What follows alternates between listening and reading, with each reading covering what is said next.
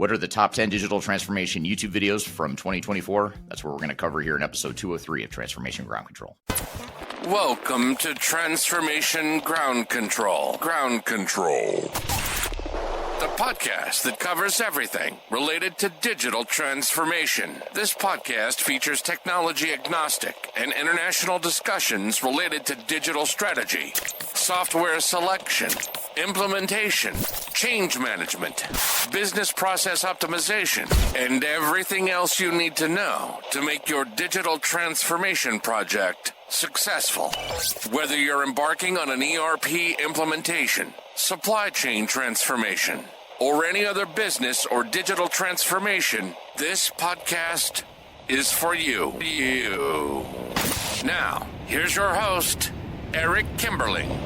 5, 4, 3, 2, 1. Ground control to make it fun. Hello, welcome to Transformation Ground Control, episode number 203. My name is Eric Kimberling here at Darian Chwialkowski. Darian, thanks for being here today. Yeah, thank you for having me. Excited for today's episode. I'm the CEO of Third Stage Consulting Group. We're an independent consulting firm that helps clients throughout the world with their digital transformation journeys. And one of the things we do on this podcast is obviously we cover all things related to digital transformation, including the people, process, technology, and strategy aspects of change, which, by the way, is sponsored by Third Stage Consulting, produced by Major Tom Productions. But one of the things we also do at Third Stage Consulting is we put out a lot of YouTube content. And that's what we want to talk about here today is really count down the top 10 most viewed YouTube videos that we published in 2024. So tell us a little bit about this list, Darian. You helped us compile it. What were some of your just general observations about the list here before we dive into it?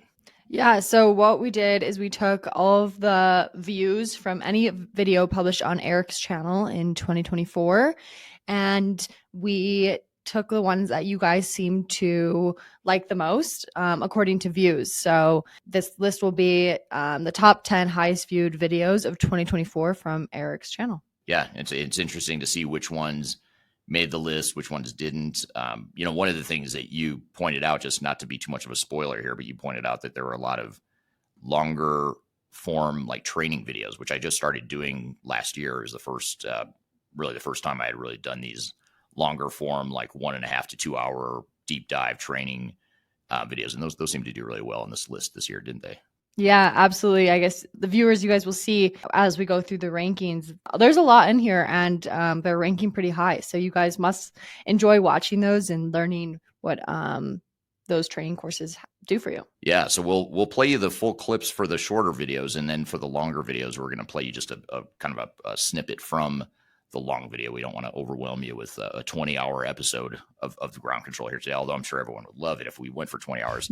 But we'll try to condense some of these longer videos down to just give you a flavor for what is in those videos. But, starting off at number 10, we have lessons from Hershey's historic SAP ERP implementation failure. That was a video that got just over 3,000 views in 2024. And it's always interesting because people love to hear about failures. I could put a video out about a super successful case study and put out another video about a failure, and the failure is going to get more attention every time. I don't know why that is. I don't know if it's just because of the shock value or whatever, but the Hershey's case is really interesting because it's such a well-known implementation failure from a couple decades ago. So we'll roll you this clip here. We'll play you this video that did really well on our YouTube channel. This is lessons from Hershey's SAP failure. So it's commonly known that Hershey's failed in its ERP implementation. But how do we know? What are the metrics that point to the fact that it was a failure? Well, first of all, let's start with the budget. The budget was a $112 million SAP implementation. The company was implementing a legacy SAP product called R3 back in the late 90s. And they're doing this as a way to really modernize their systems, modernize their supply chain, and be able to scale on its way from being a $1 billion company to a $5 billion company at the time. But what happened at the end of the day, once they went through this project, is not only did it cost $112 million, which is a lot of money, especially back then, but it also resulted in Hershey's losing $150 million in sales at the time they went live. And the reason for this, which I'll get into a little bit later, is because they couldn't ship product that they had in stock largely. So that was part of the problem, is they couldn't track the inventory and they couldn't get the inventory out the door to customers when they needed it at a peak seasonal time. And so the key thing here that I alluded to is the fact that much of this inventory was in stock. The physical stock was there, but because of the system failure, people couldn't see where the inventory was and they couldn't ship it to the customers when they needed it. And what this did is it resulted in Hershey's having a 20% drop in profit the quarter that they went live on the new system. And it also resulted in an 8% decrease in drop in their stock price just in one day once this news was announced. So the financial implications and the financial results of this implementation point to a massive failure that most organizations want to avoid. So what I want to do next is not just talk about these symptoms, these things that arose from the failure, but talk about the root causes of why did this project fail? What did they do wrong and how did it translate into those negative financial results? And that's what I'll cover next.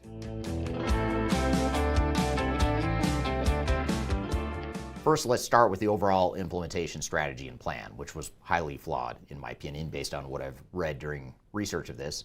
And first of all, let's look at the overall implementation duration. The implementation duration was recommended to be 48 months, which is about 4 years. Seems like a long time, but for a large organization, that seems pretty reasonable. But what Hershey's did is they pushed back on that duration and said they wanted to try to get it done in 30 months, not 48. Reason being is that this is in the late 90s, and there was a fear that the Y2K situation was going to get the best of them. In other words, back in the 90s, a lot of companies were worried about their legacy mainframe systems, which was what Hershey's was on. They were worried that the 2-digit year code, so in other words, 1999, would be entered in a system as 99, not 1999. People were worried that once 2000 hit and it switched to 00 in the system, that the systems would all crash. Now, that never happened to anyone, by the way, so it makes you wonder if this was a real fear or if it was generated and produced and manufactured by the software industry, but that's a whole topic for another video. But the point is that Hershey's was afraid of Y2K. They knew they had to switch their systems faster. They thought they needed to switch their systems faster, so they compressed that time frame into an unrealistic 30-month duration. They also opted for a big bang approach, largely because of this 30-month timeline. They wanted to streamline things and go with a big bang approach, meaning that they were going to deploy all the modules and all the functionality all at once, overnight, flip the switch onto the new system. That's a highly risky endeavor that companies actually used to do back in the 90s and early 2000s. You don't hear about it as much nowadays because I think a lot of organizations understand the risks and they're not willing to take that risk.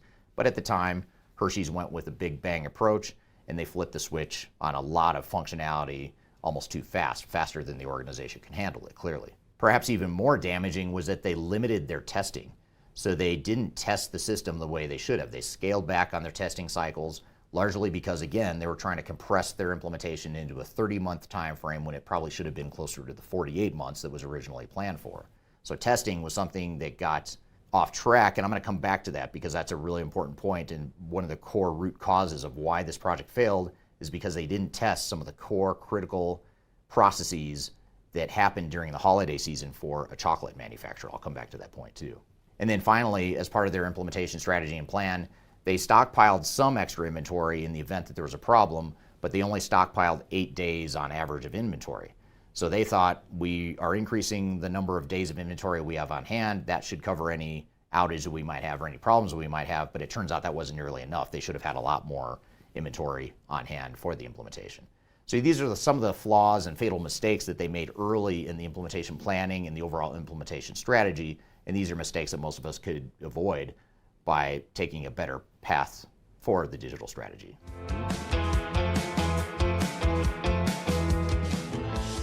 Now, somewhat related to the implementation planning and strategy is seasonality. And I'm going to call this out separately, though, because it's so important to Hershey's and it's so important to many organizations that we work with as well. When you're looking at your business, most of us have some sort of seasonality, some ebbs and flows in demand, and sales are increasing or dropping at certain times. We have resources that are being committed at certain times during peak seasonal periods. And that's generally the last time on a calendar that you want to go live with a new system. What happened in the case of Hershey's is that they originally planned to go live in the spring of 1999, but they clearly didn't hit that go live date, didn't end up going live till July, and even then they weren't ready for go live, but they still did go live right in July, which is really the peak of their season because they're ramping up production and shipments for Halloween and Christmas. So they go live in July 1999. It turns into a disaster. I'll talk more about why it was a disaster and what some of the symptoms were. But the point here is that they should never have gone live at a peak seasonal time. It may have meant that they should have just pushed off or delayed the project further and waited until things settled down and it was a lower seasonal spike and gone live then. That would have been a lot less risky, but they didn't do that. So that's a lesson we can take away here is, in general, just don't go live in the middle of your peak seasonal period. Another fatal flaw in the Hershey's case is that they didn't do adequate testing and training. And more specifically, they didn't do adequate testing and training of specific business processes that were specific to their peak seasonal times. So I mentioned a moment ago that they went live right at the peak seasonal time, which is not recommended, but they did. And what they found is that the system couldn't handle some of the exceptions and some of the things they would do as a business operationally during peak seasonal times. So for example, one thing that Hershey's was doing at the time is that they would have temporary warehouses to accommodate the extra inventory they needed to get ready for these peak seasonal times for Halloween and Christmas. And what happened was when they deployed SAP, the way they designed and built SAP, they didn't account for these temporary warehouses. So when all these orders started coming in the summer of 1999, when they went live with the new system, the temporary warehouses weren't there. It didn't show up in the system, so it looked like the inventory wasn't there. You go to enter an order for inventory that physically is there, but it's not in the system because that warehouse that's temporary didn't exist in the system. And this is a great example of how not only do you need to test stuff thoroughly, but you need to create scenarios that reflect your business. And what ended up happening here at Hershey's is that the IT department and the project team, the technical project team, was deploying this technology and making these decisions without operational inputs. So in other words, the operations people probably would have called a timeout and said, hey, what about these temporary warehouses? How do we handle that in this new system? And they would have worked through that and designed it accordingly. So that didn't happen, and therefore that's a big part of why the system failed, is because they didn't account for these key business processes, they didn't test it, and they didn't train people on how to use the software in a way that would accommodate these different business processes.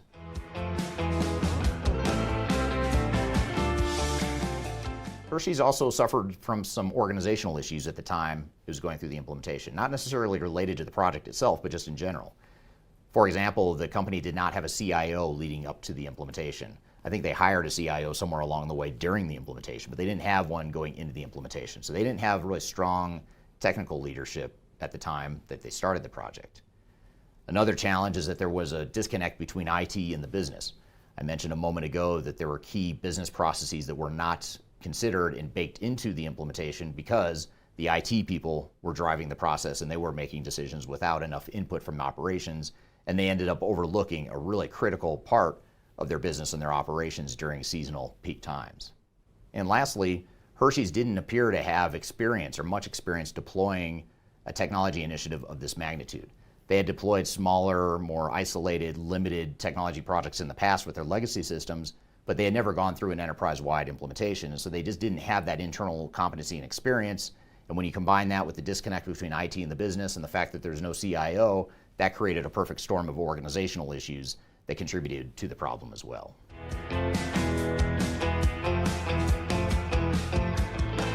Now, another thing to consider that Hershey's may not have, I don't know this for a fact, but I suspect they did not consider the cost of disruption. And what I mean by the cost of disruption is what happens if the project fails, or what happens if we have problems during the implementation.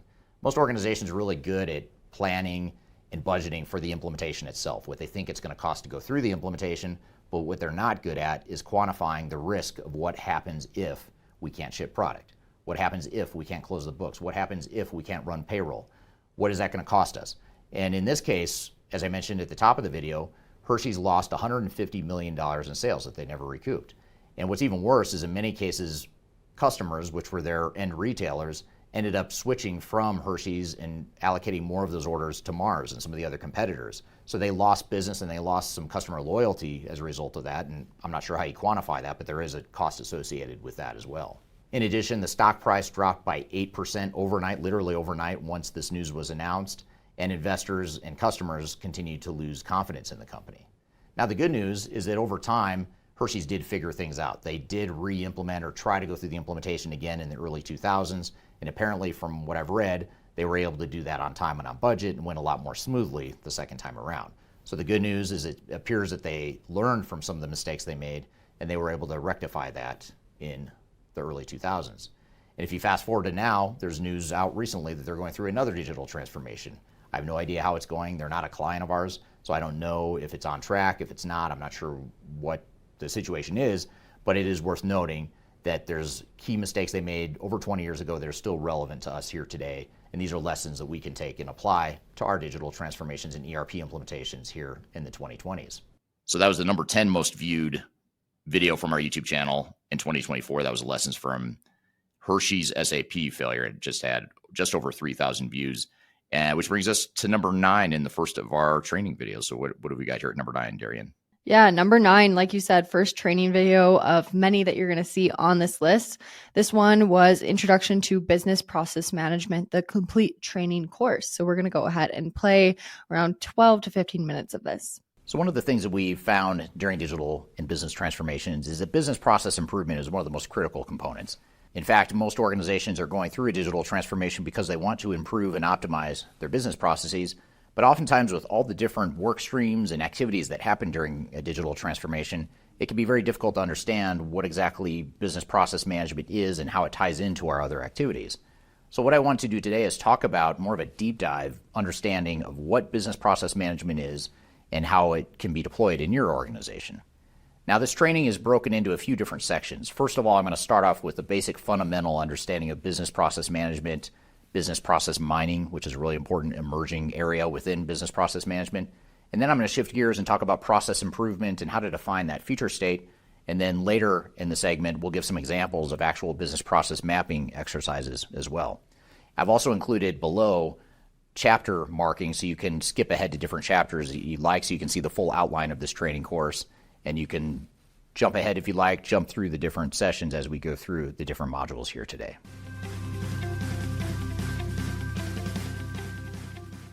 First, it helps to dive into and understand and unpack what exactly business process management is. And to help us understand this, I've included a couple of our team members from the Third Stage Consulting team to help explain what business process management is in a fair amount of detail. So let's just go ahead and jump right in and get started with this, Brian. First and foremost, what is business process management or process improvement? Sure thing, Cameron. And, it's important to people listening are going to have a variety of different degrees of exposure to this. So depending on where you're at in your journey of familiarity here, you may have heard a lot of different terms, whether it's Six Sigma or BPM, TQM, process reengineering, continuous improvement. There's a number of different methodologies and frameworks and tools out there. And they all have different areas of focus. They all have value. But for what we're going to get into today, I really want to focus more on the similarities and what they mean for your organization and not worry too much about the distinctions of what each of those techniques are. So really the guiding principle around this, what's critical is that how your organization gets work done, that is central to your mission and to what you're trying to do. So it's your processes that are what connect your people to your customers and to your organization's goals. So managing your processes, it's about understanding what your processes are, how they're getting done, how well they're getting done. It's about aligning them to your goals, making sure that they're serving your organization the way that they need to. It's about managing the effectiveness of these processes and ensuring that the effectiveness and the efficiency, I should say, ensuring that the way your people are getting work done is really serving what you need and that you have an eye into how that's happening. And it's about continuously monitoring and improving that. So to the extent possible, you want to be gathering data on your processes and being able to really see the health of your processes, how they're supporting what you're trying to do, and being able to focus on and improve the processes that need improvement. Excellent. Thank you for that answer. Then one of the key words I just heard was continuous process improvement. So sounds like it's something that needs to continue. It should never just, we do it one time and we're done. Absolutely, Cam. Yeah, your organization's always changing, and processes that served you well at one point in time may not serve you well in the future. And that could be for a variety of reasons. It could be because the business has changed. It could be because you've had turnover in your people. It could be because circumstances have changed around it. Processes, I don't want to conflate process and technology at all, but technology is in so much of what we do now strongly intermingled with your processes and is a key part of it. In some cases, technology is a key driver of them. In some cases, it's an add-ons. So technology, as it's changing, also has an impact on your processes. So for a variety of reasons, things are going to be different over time, and you can't just assume that because you got things set into a good place at one time that you're fixed for the future. That said, you may find that the degree of attention you're putting on different processes over time is different. Some may be able to go through an improvement effort and a minimal amount of monitoring to be kept successful. Others really need to be more closely watched over time. Obviously it'd be great if you can put as much attention to all of your processes as you can over time, but just recognizing limitations and resources, you do need to have a good understanding of what are the processes you have out there, how important are they, which ones you're going to put your time and attention to and devote your resources to. Excellent. Well, thank you for elaborating on that. And I think this would be a good time to switch gears here, and we'll maybe ask who should be involved in this business process management or process improvement. Sure thing, Cam. So there are a variety of roles you want to get involved in this. And one of the key areas that I haven't brought up in this that's important here is the idea of cross-functional processes and looking at your processes end to end.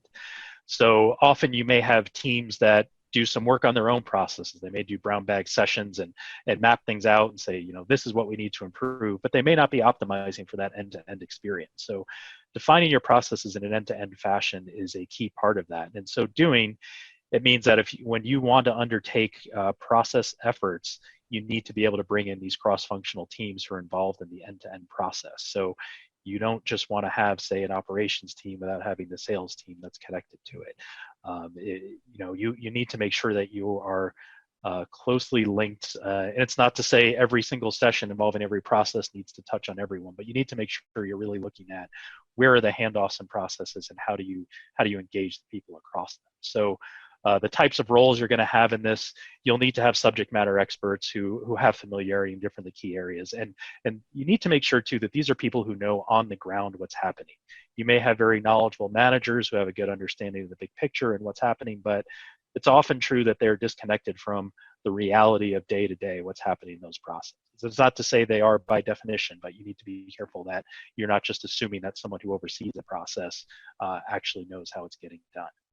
So in addition to those subject matter experts, you should have business process owners, people who are responsible for that end-to-end process. And a lot of organizations may have done exercises of defining and assigning business process owners, or they may not have. So that's really a key role where you need to make sure that there is a person who is accountable to the health of that process and who's going to be overseeing it over time. And the other piece you need to bring in, of course, is someone to facilitate sessions. So there are different roles that can do this, and depending on the type of effort you're getting in, you may look for people with a vast amount of experience in doing something like this, business process analysts, someone with, whether or not certifications can be a good thing. It's not just certifications that matter, and people can learn to do this. But this is a type of area where if you don't have people who have experience in this, you're going to need some help. That's an area where there's organizations like Third Stage that we can step in and help with something like this. And there are plenty of ways to get some outside help if you don't have that skill set within your organization. Awesome, thank you. And thank you for distinguishing the difference between a business process owner and subject matter expert. I know that sometimes there's confusion during sessions that there's a mix-up. And so is there anything additional that we need to show to distinguish? Like the business process owner is more so responsible for that process, like they're going to sign it off. The subject matter expert, it could be a number of people working underneath them in different departments, like you said. Are there anything else that we can distinguish the difference between? When you have workshop sessions, are you bringing in the business process owners with all the subject matter experts? What's that kind of look like? It's important that you need to understand your organization, what the roles people are doing and how they're going to contribute to a session like this. So, one of the key things you want to make sure, and I'll get around to directly answering this question, Cam, but just for some background on it, you want to make sure that the people you have involved are ones who are able to both understand the process and be able to think towards what the future state needs to be and look to build onto what are you trying to get to. They need to be able to make some degree of decisions in there, but your subject matter experts are the people who can really help drive things out and help you understand where you're at today and some direction on where you're going tomorrow. But it's the business process owners who really need to be accountable for making the decisions and being able to say, yes, this is absolutely what we want to do or not. And they're also responsible for setting direction. That comes from various directions. roles within the organization who are going to help with that. So if you need to make sure you know, what are you trying to get out of this initiative? Are you trying to standardize your processes? Are you trying to bring together different locations onto something common? Are you trying to just aim for greater efficiency and have improvement in that way of, meeting certain metrics around whether it's quality or time to complete, customer satisfaction?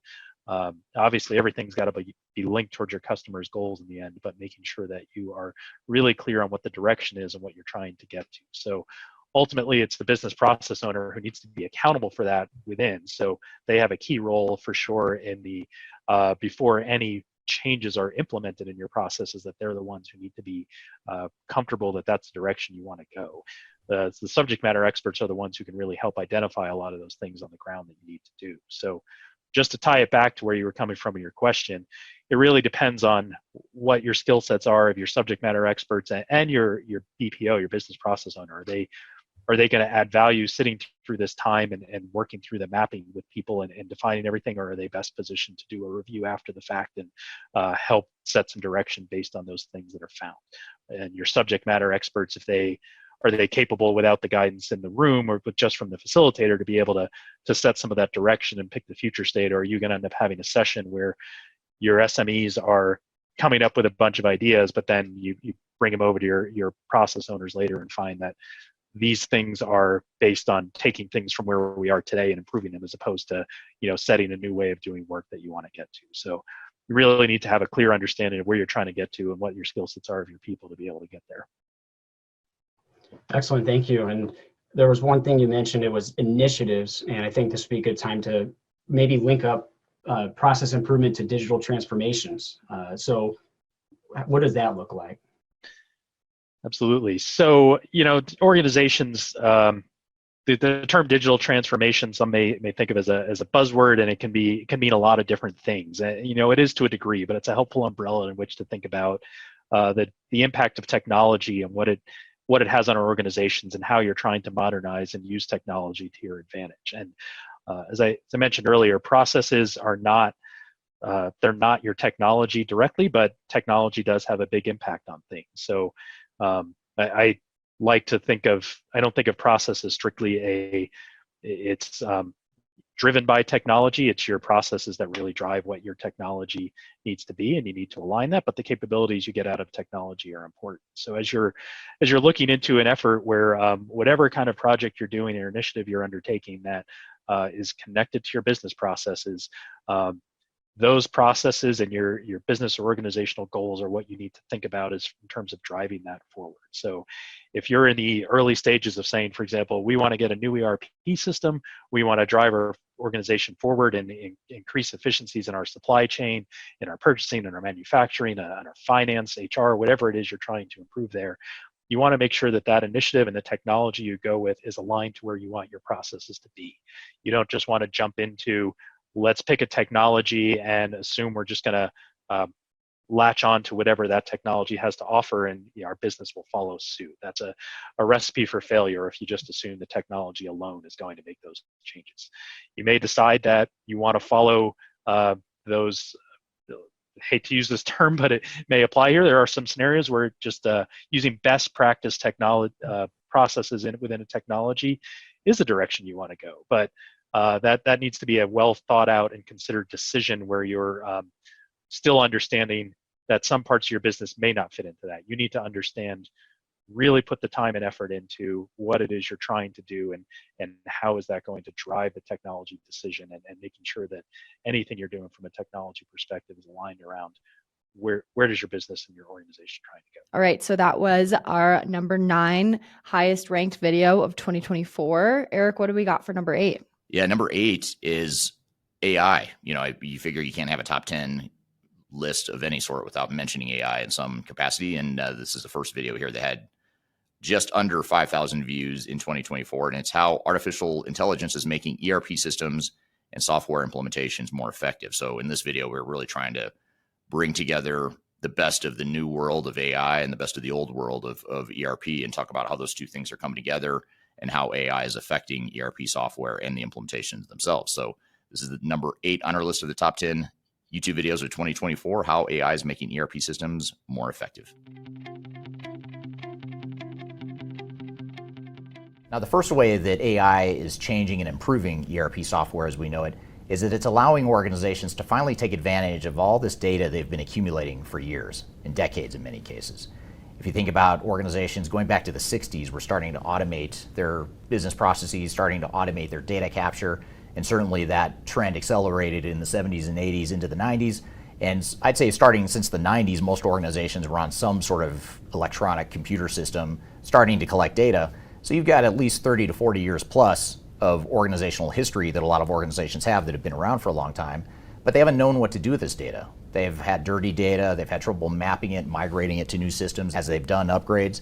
So that's been a problem in the past, but now with AI, if we can get our data right, it gives us a way to actually make use of that data. So instead of just having reams and reams of transactional data going back 30 years, now we can use AI to make more sense and more meaning of it. We can also use predictive analytics and machine learning and other aspects and subcomponents of AI to help us predict the future and understand what might happen based on some of our historic data. And it's not just our internal data that AI within ERP software is allowing us to take advantage of, it's also third-party sources of data. So if we can look at external macroeconomic indicators or weather patterns or other things that might affect our business, we can take those data sets and integrate it with our core internal data and then use AI models to help predict the future. So as more ERP software vendors continue to build up their AI capabilities, more of them are going to find ways to improve the way organizations are getting value from AI.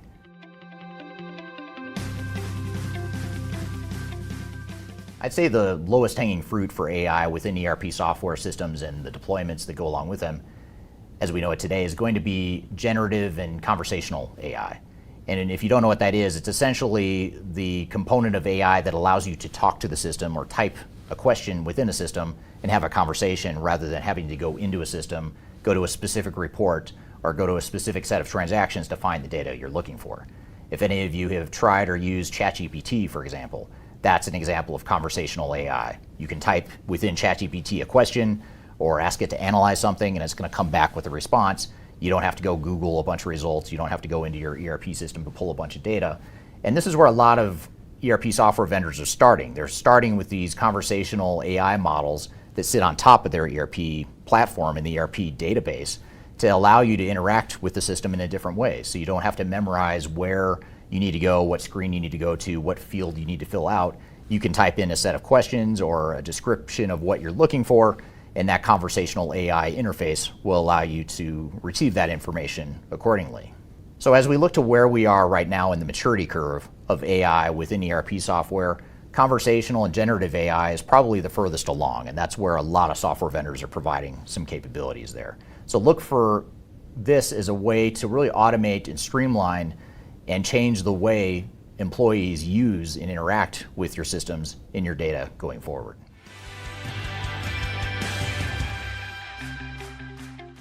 Now, in addition to generative and conversational AI, there's other creative uses of AI that are being used by ERP software vendors and some of the more innovative companies that are deploying ERP systems. One example is just being able to analyze data in unique ways. So if we've always had a report that was run a certain way or showed a certain set of data, not only can we now just conversationally ask the AI interface for that same information without having to go create a report manually, now we could ask it to go a step further and create a graph that compares different subsets of data or create a visual representation in a way that we haven't done before. So it really allows us and allows employees within our organizations to think outside the box of how we could be using these ERP systems and the data within them to capture information and analyze information and create outputs in different ways than we ever have. And this is where it becomes really important to not just deploy AI and assume that people are going to figure out how to do that. This is where, when we define our future state, we need to be creative about figuring out how are we going to use the AI capabilities either within our ERP system or a third-party AI solution that allows us to provide that information and those capabilities to our employees. So in other words, we can't assume that our employees are just going to figure out and come to the right answer by accident. We have to paint a vision for them of how they might use AI to get information faster and to be more creative in how they deploy and use AI within their ERP systems.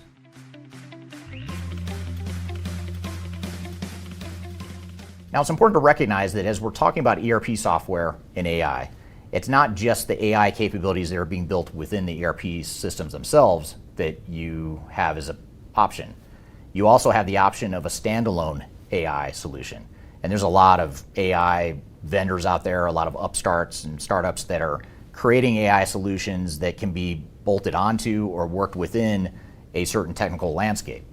For example, you have AI solutions that are allowing you to access data from multiple systems, and it's allowing you to analyze that data, create outputs, and create some of the analyses and predictive analytics and some of the forecasting that AI affords, but it's not necessarily something you have to rely on the ERP software vendor to provide. You can also go find third-party AI providers that can provide some of those capabilities, especially if you're working with a software vendor that's still building those capabilities. It doesn't quite have the AI maturity as a standalone AI solution.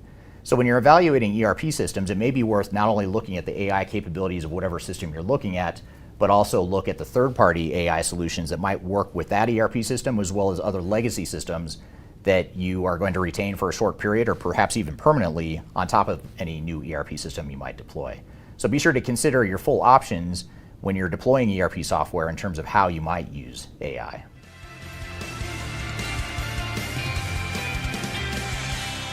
Now, what's really interesting about AI and ERP software is that it sort of triangulates itself or comes together with another trend in the market, which is the movement to the cloud.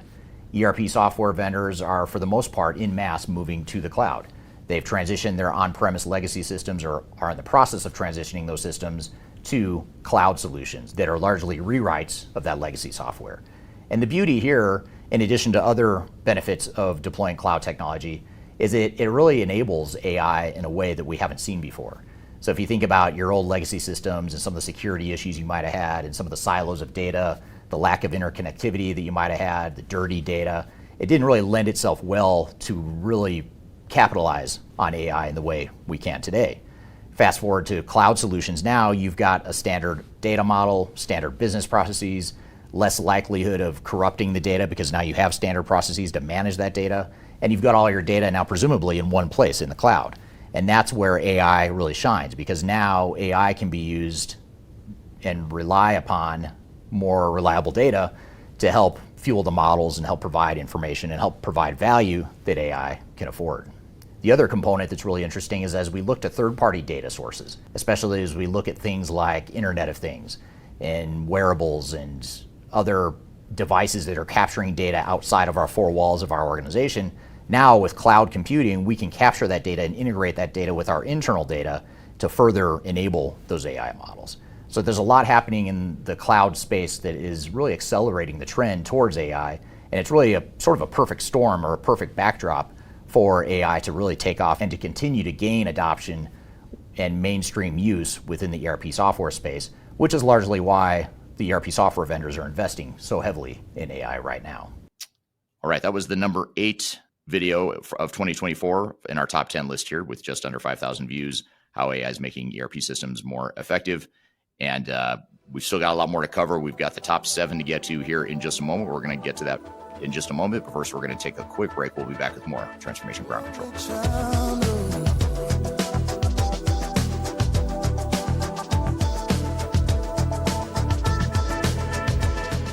If you are involved in any sort of digital transformation or business change initiative, you will want to download the Digital Transformation Report.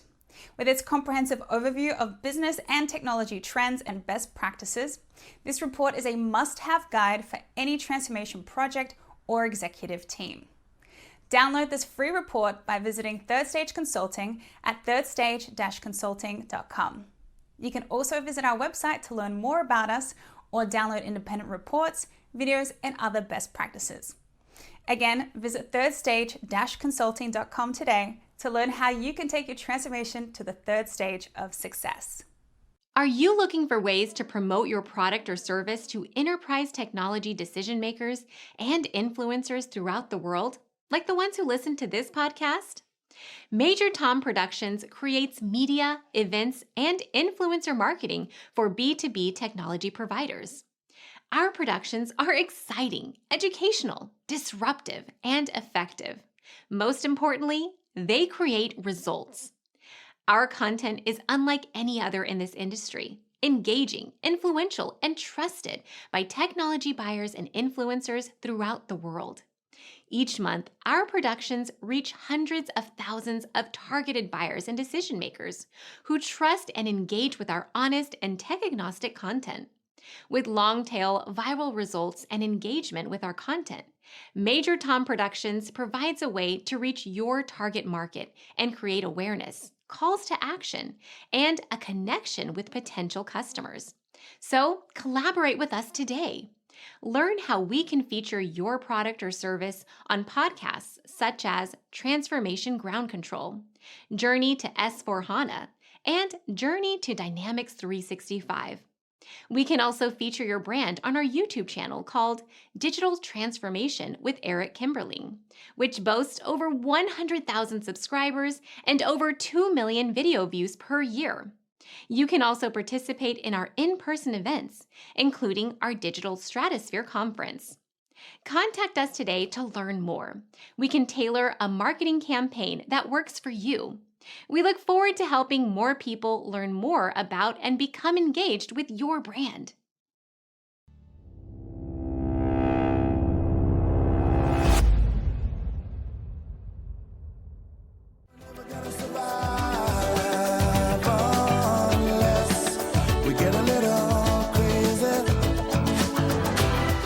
Hello, welcome back to Transformation Ground Control, episode number 203. My name is Eric Kimberling here with Darian Chwialkowski.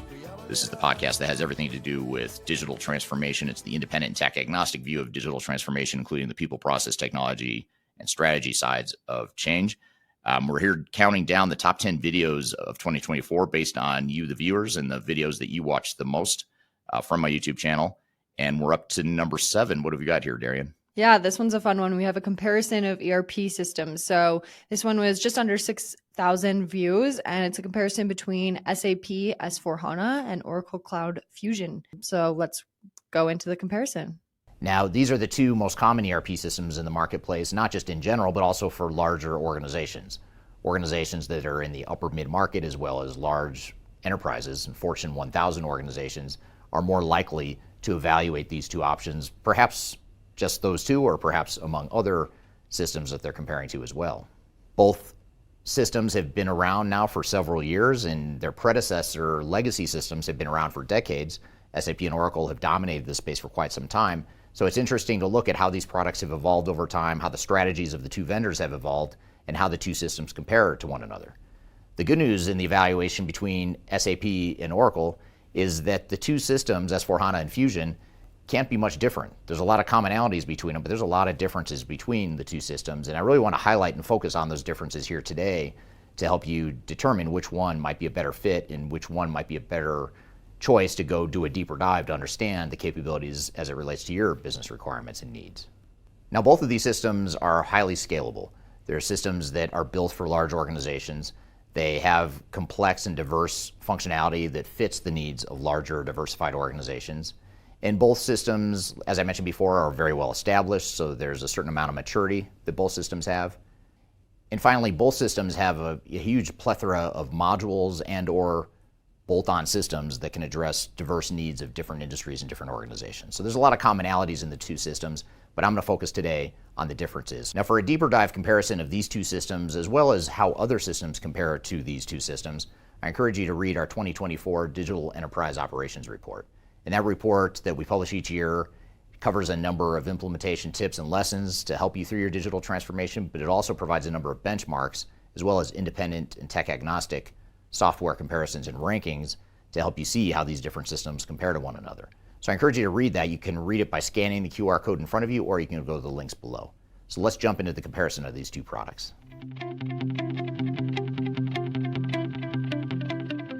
One of the big differences between S/4HANA and Oracle Fusion is the level of standardization versus flexibility. Now, both systems are standardized to some degree and they're both flexible to some degree, but they're different more so than they are similar in this way. What I mean by that is, let's start with SAP S/4HANA. S/4HANA is generally viewed as a more rigid, more standardized way of conducting business processes, for better or for worse. And if you're an organization that's trying to scale through efficiencies and economies of scale and consistency throughout your operations, S4HANA could have a slight upper edge over Oracle Fusion in that way. However, if you're a decentralized and flexible organization that values flexibility, Oracle Fusion might be a better fit. And the reason for that is that Oracle does have a certain amount of standardization, but it also tends to have a more flexible tool set that allows you to configure and customize the software more easily than if you were to implement S4HANA. Now, don't get me wrong, customization has a dark side as well, of course. So it may be that you don't want to customize or you want to minimize customization, but you can accomplish that through project governance and controls and still get the benefit of some limited flexibility where you need it. So there's other ways to mitigate the risk rather than necessarily having to deploy a more standard or more rigid system like S4HANA. So one of the key things that you can ask yourselves as an organization is, which is more important to us? Do we want that common standardization across the entire enterprise, or do we really like the option of having a certain amount of flexibility in the way we deploy technology throughout the enterprise? And that might guide you or lead you towards one versus the other.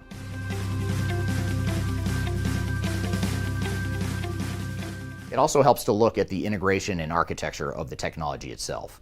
And let's start with SAP S4HANA again. S4HANA was built on the S4 platform, which is essentially a database and an operating system on top of that database that is real time. So without getting into the technical nuances and details, S4 is a database and platform that allows real-time data processing without consuming a huge amount of memory within the system. So it allows faster processing of data and a smaller footprint in terms of processing and the consumption of that data. So the S4 platform is new to SAP, in particular the S4HANA platform, and legacy versions of SAP like ECC and R3 did not use that S4 platform. So that's a key differentiator in a new development in the S4HANA world. So Oracle is built on its own database. Oracle is a database company to begin with, and Fusion is built on that database. But what's unique about Oracle that's a little bit different than SAP is that Oracle has historically been very strong in enterprise performance management, business intelligence, and overall data analytics. So anything to do with data, Oracle's very strong in, and that's also true for Oracle Fusion. And so I'd say both are very strong in the area of database and data analysis. However, I'd give the slight edge to Oracle in that they have acquired some systems over the years that they've now integrated into Oracle Fusion that have allowed them to be stronger in this area. For example, Hyperion was a system that they acquired over a decade ago, maybe 20 years ago, and that's a capability that they've baked into Oracle Fusion as well.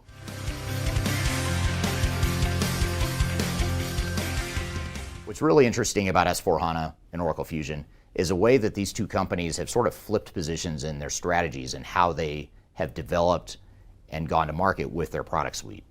In other words, both vendors are not necessarily going to market with just one solution, even though we're just talking about one solution from each vendor.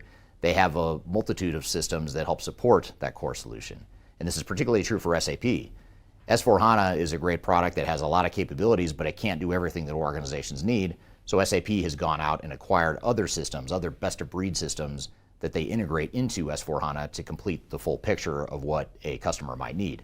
For example, SAP has acquired business objects, they've acquired Concur, they've acquired SuccessFactors, and other systems to help fill the void with human capital management and business intelligence, Ariba on the procurement side of things, and a number of different systems. And what's really interesting about this is that SAP has now become somewhat of a best-of-breed provider, which is what Oracle used to be. Oracle was the one that back in the 90s and early 2000s was out acquiring other software vendors. They acquired J.D. Edwards and PeopleSoft and Siebel and other systems. And for a long time, they went to market with multiple systems to give customers multiple options depending on what their needs were. So it's sort of flipped now because Oracle Fusion is the first time that Oracle's really gone to market with a single platform for the most part, and they're really focusing on building more that greenfield strategy of baking all the capabilities into a single platform, which was what SAP used to do. So if you look at the evolution of these two companies over the last 10 or 20 years, it's very interesting to see their product strategy and their suite of products evolve and change over time.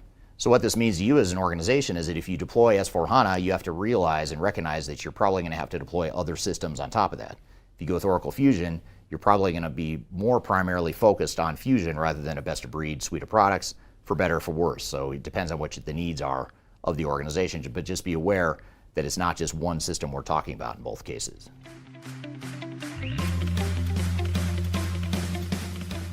Now, SAP and Oracle have two unique go-to-market strategies. I'm going to talk about SAP first.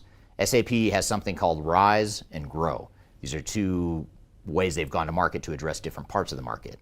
Let's start with SAP Rise. Rise is SAP's way of going to market to convince its install base to migrate to S/4HANA. So customers that are using ECC or R3, for example, they're trying to convince that here's a roadmap to help them get there, and here's a process and a set of solutions that will help them evolve and migrate to S/4HANA. It's based on a number of industry best practices and technologies that are meant to be easier to deploy, but it still is difficult because you're going through a massive re-implementation of new software, but it's something that they've brought to market as a way to make it easier for customers to migrate to S/4HANA. There's also SAP Grow, and Grow is what SAP is doing to go to market to attack the mid-market.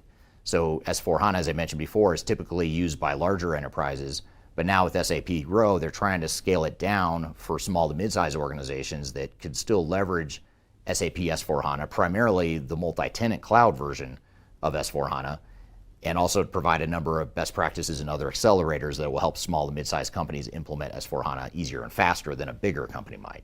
So these are two important go-to-market strategies that might influence your decision as you evaluate these two solutions, and it's something worth considering as you evaluate SAP S/4HANA. So far, we've focused on Oracle Fusion, which is Oracle's answer to the upper mid-market and larger enterprises. However, Oracle has also acquired NetSuite. NetSuite is a SaaS-based cloud solution that Larry Ellison was actually involved in starting, and then he ultimately acquired that company almost 10 years ago now. And the reason I bring this up in this video is because when you're evaluating Oracle Fusion, a question may come up of whether or not you should be looking at Fusion or whether you should be looking at NetSuite. And if you're in the mid-market especially, it may be that you're sort of in a gray area where you could be evaluating Fusion for more robust capabilities, but it might cost you more and be riskier, or you might look a little bit down market at Oracle NetSuite. So just as SAP is pursuing the mid-market with SAP Grow, as I mentioned a minute ago, Oracle is also pursuing the mid-market with its acquisition of NetSuite. And NetSuite is being very aggressive in moving upstream, further up the mid-market. And what you're seeing is that there's a lot of competition now between Oracle NetSuite and Oracle Fusion, and ultimately you have to make an objective decision on which one is right for you, especially if you're in the mid-market. If you're a larger organization, you're probably going to go with Fusion. If you're a smaller organization, you're probably going to go with the NetSuite evaluation, but it's that mid-market where a lot of organizations find that they could be going either way. So when you're evaluating Oracle Fusion, you may want to consider NetSuite as well if you're in the middle market.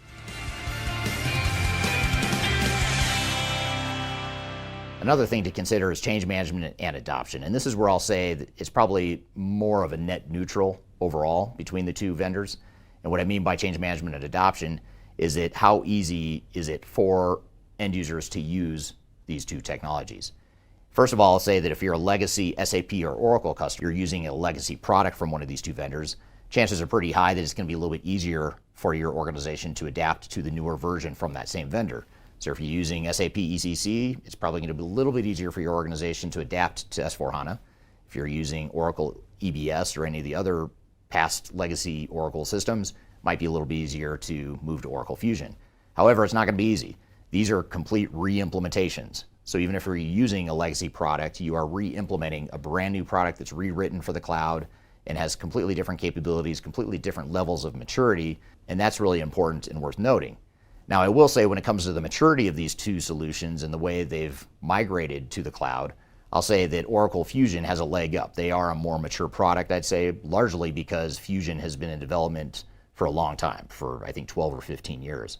S/4HANA is a little bit newer to market, so there's still some development that they're doing to catch up to what some of the legacy products could do. So you really have to look at the functional fit of these two systems, compare it to what your needs are, and ultimately that will help you determine which one is going to be easier for your organization to adapt to from an organizational change perspective. All right, so that was the SAP S/4HANA and Oracle Fusion Cloud ERP system comparison. Like I said, just under 6,000 views. Great video there. Eric, what do we have for number 6? Well, that was a vendor-specific video comparing two leading systems in the market. And at number 6 is another vendor-specific video. And being tech agnostic, we publish stuff about all types of vendors, but these are the ones that sort of rose to the top of the list. But this one, we talked about SAP and Oracle in the last clip and the comparison of the two. This one is actually a deep dive training, another one of those training courses that's a longer form video where we compile a bunch of content all related to D365 implementations. And this one had about 7,000 views, just under 7,000 views in 2024. It's Microsoft D365 training, a detailed introduction to D365 and implementations.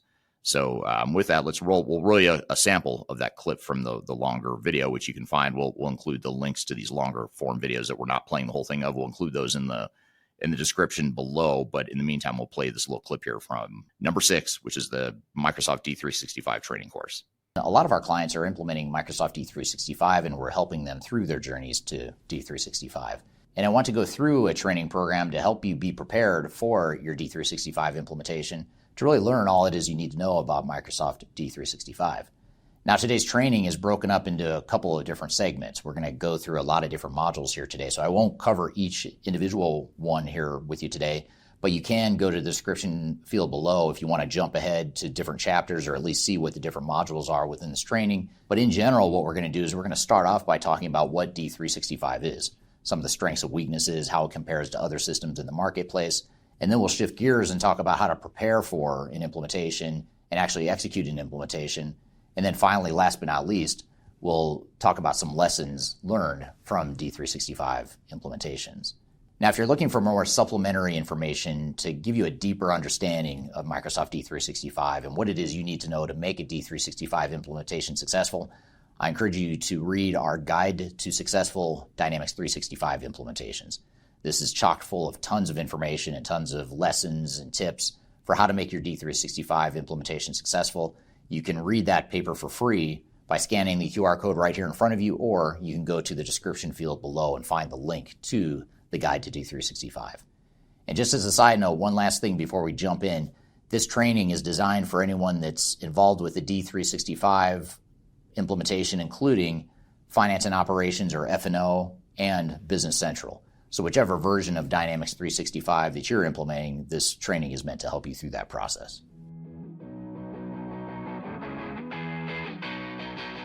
To start, let's give a brief overview of what Microsoft D365 is. This is meant to help provide a foundation and a simple, basic understanding of the software so that we can build on this and then talk more specifically about the strengths and weaknesses of the product and how it compares to other systems and how we might ultimately deploy it. So here's a quick overview of what Microsoft D365 really is. And many of our clients implement Microsoft Dynamics 365. It's one of the most common ERP systems in the marketplace. It's owned by Microsoft, which is obviously a very well-known company. And it's one of the top 3 software vendors in terms of market share, especially for small and mid-sized companies. So what I want to do today is talk about what is Dynamics 365, is it a good fit for you, and where is it the best fit for organizations? So to fully understand what D365 is, it helps to look at the history of Microsoft Dynamics and Dynamics 365. So about 20 years ago, when Microsoft started really pushing into the business technology and enterprise software space, they went out and they acquired a few different companies. Companies like Navision, Great Plains, Exapta. Those were all standalone ERP systems that were acquired and eventually rolled into the umbrella of Microsoft Dynamics. And for several years, Microsoft allowed these 3 systems to coexist under the Microsoft Dynamics umbrella, under their original brand names of Great Plains, Exapta, Navision. And eventually, they came out with their current flagship offering, which is Microsoft Dynamics 365. And essentially what they've done here is they've combined the best of those acquisitions and those legacy solutions to create a more common system that stands alone as Dynamics 365. It's also a solution that has been built in the cloud, and so it's meant for cloud deployments. It was one of the early adopters of cloud deployments. And Dynamics 365 has 2 different primary products, or sub-products, if you will. One is called Business Central, Dynamics 365 Business Central, and that is the solution for smaller and mid-market companies. It's the more vanilla solution for simpler organizations, those that aren't looking for a big, heavy ERP implementation, and ones that are looking for a lower cost option. Business Central can be a good fit in those cases. In other cases, they also provide D365 Finance and Operations, which Finance and Operations is sort of the bigger ERP solution that's meant to compete with SAP and Oracle and some of the other larger ERP vendors. So typically multinational companies and larger, more complex organizations will deploy the finance and operations version of Microsoft D365, while the smaller counterparts will typically implement Business Central. I recently published a video that provides a more in-depth review of Dynamics 365. What I'd like to do here today is summarize some of the strengths and weaknesses of the product. Starting with the strengths, one of the biggest strengths of the product is that it's flexible. When you compare it to other systems in the marketplace, it's generally going to be more flexible. It's something that can be configured in a number of different ways, and it can also be customized in a number of different ways as well, which could be a good or a bad thing. So that sort of flexibility is one of the big advantages of D365, as is its open architecture. The Dynamics platform was originally built on the .NET platform, which is a very open architecture that's meant to integrate third-party systems, and it's a way to tie together multiple systems into the platform. So if you're a company that has multiple legacy systems and you're looking for flexibility and integration to other systems, D365 can be a great fit. A couple of the disadvantages of the product, however, are that, first of all, the flexibility itself can be both a strength and a weakness. And what I mean by that is the flexibility of the product can also become overwhelming to organizations and project teams. It can be very difficult to decide how you want to configure the software because you have so many options. And many organizations and project teams get tangled up in all the options that they have in deploying the solution. The same goes for the ease of customization and the ability to customize. The fact that you can customize the solution and you can be flexible in the way you deploy it doesn't necessarily mean that you should. And so what we find with D365 implementations oftentimes is that the flexibility ends up becoming a cover or a cover-up for all the change management issues that your organization may have in its ability to change. And the final weakness of the product is that it is a product that isn't as robust as some may need in certain industries or in certain diverse operations. So for example, if you're an organization that has very complex manufacturing needs, there's probably better products out there that can handle some of your manufacturing needs. Same for warehouse management. If you're a high volume, complex distribution company, it may be tested or stressed by the needs that you have as an organization. So when evaluating D365, you really want to make sure you pressure test some of those outlying capabilities and the outlying business processes, especially as it relates to your secret sauce or your competitive advantage related business processes. When evaluating Microsoft Dynamics 365, it's helpful to understand the ecosystem of Microsoft. And what I mean by ecosystem is the supporting organizations and the supporting environment that allows you to use third parties to deploy the software. So Microsoft generally doesn't sell their software directly to consumers or end organizations. What they generally do is rely on third-party VARs or value-added resellers. These are organizations that are third-party partners of Microsoft, and their intent and focus is to implement Microsoft D365. Now, this is a good thing because it gives organizations a lot of different options, a lot of different resources in the marketplace that can help you deploy the product. The downside is that there's so many different options in the marketplace that there's a lot of variation in the capabilities of the different VARs and resellers that are out there.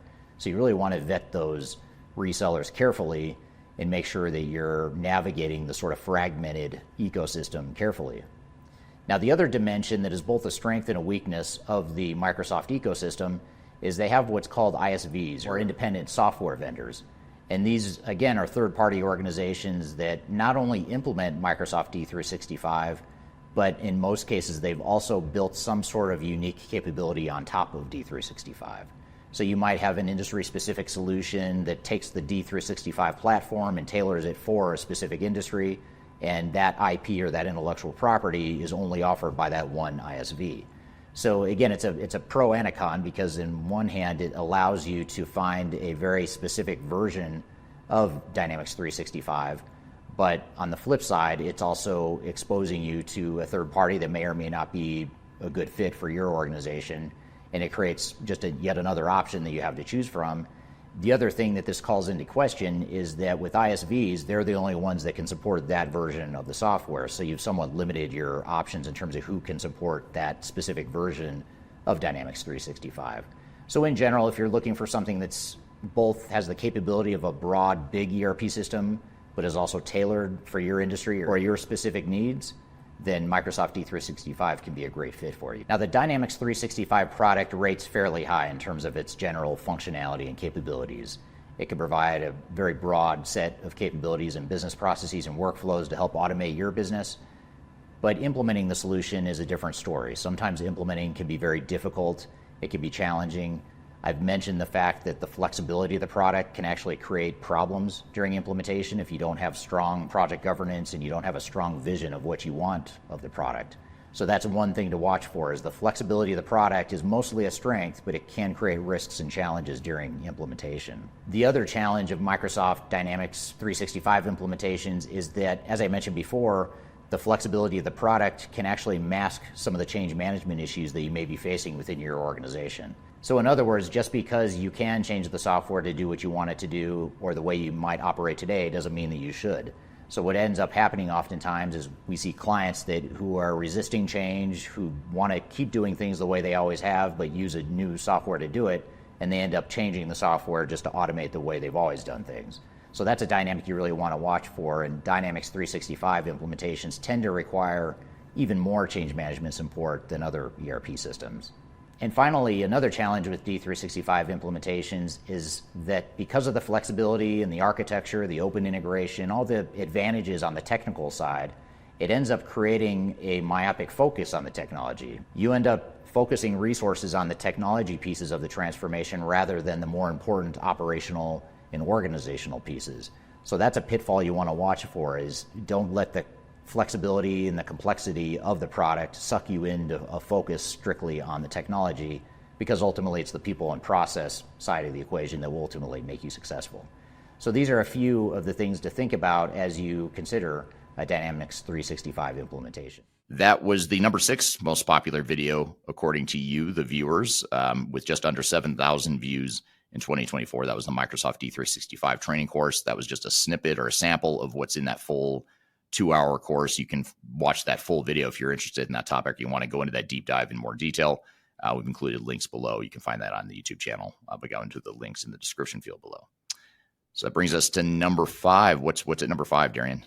Yeah, number 5, like you said, we do lots of videos on comparisons or specific training.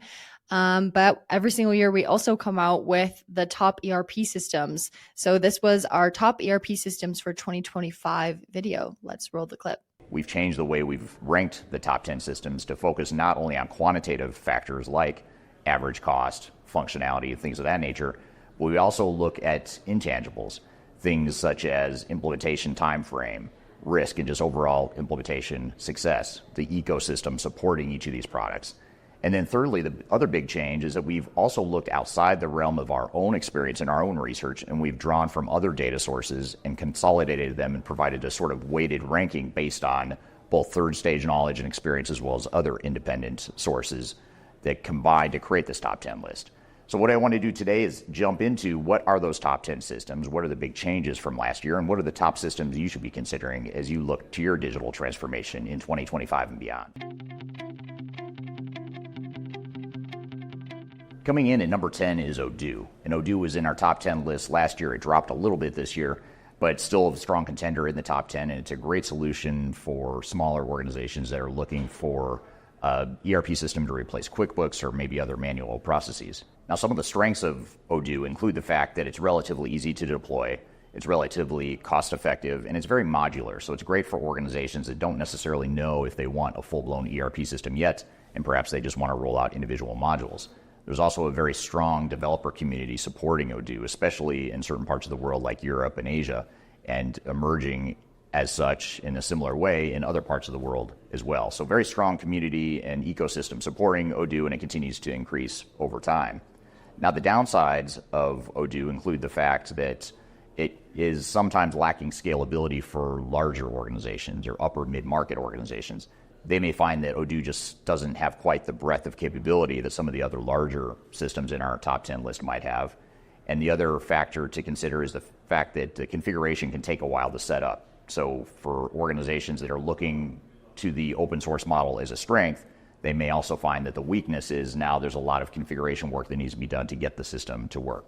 But having said all that, Odoo's a strong product. It's got a passionate user community, a passionate ecosystem behind it. It's a good product. It continues to evolve over time. And that's why it comes in at number 10 on our list.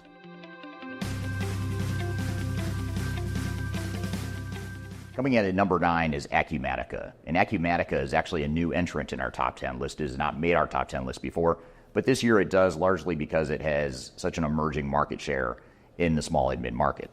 Much like Odoo and NetSuite and some of the other products that are focused on small and mid-market companies, Acumatica provides capabilities that can be very flexible and right-sized to fit a small and mid-sized organization. Some of the strengths of Acumatica include the fact that it's a cloud-native solution. So while a lot of its counterparts are still trying to move from on-premise systems to the cloud, Acumatica was built in the cloud, so it's got a little bit more maturity as it relates to cloud technology.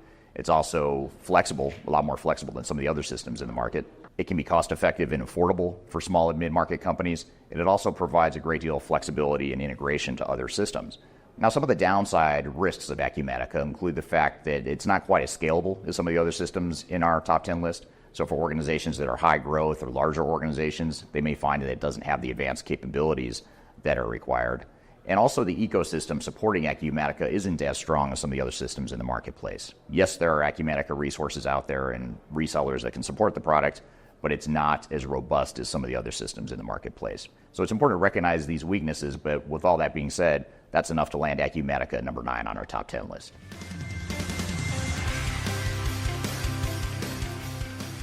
Coming in at number 8 is IFS. And IFS is an interesting solution because it's a larger scale ERP system that is not trying to be everything to everyone. So it has a lot of breadth of capability and a lot of depth within certain areas, but it's not a great fit for every industry and every organization out there. For example, IFS is very strong in asset-intensive types of organizations. So companies that have assets that need maintenance, repair, and that sort of thing, or you're trying to manage projects related to capital investments, those are some of the strengths that IFS focuses on. So that's why we see IFS so commonly used in companies like aerospace and defense organizations, energy and utilities, and even construction. Those asset-intensive organizations that really require different capabilities than what a more vanilla ERP system might provide. The product also has a relatively strong interface and an intuitive user interface, so it's a little bit easier to use and feels a little bit more modern than some of the other systems in our top 10 list. And it also has flexible deployment options. So IFS is one of the few companies that allow you to choose whether you want to deploy technology in the cloud or whether you want to use on-premise or whether you want to do some sort of hybrid. So it can be a great solution for organizations that sort of fit the profile, but it's not going to be a system that's going to work for every organization out there. But having said that, that's enough to land IFS at number 8 on our list.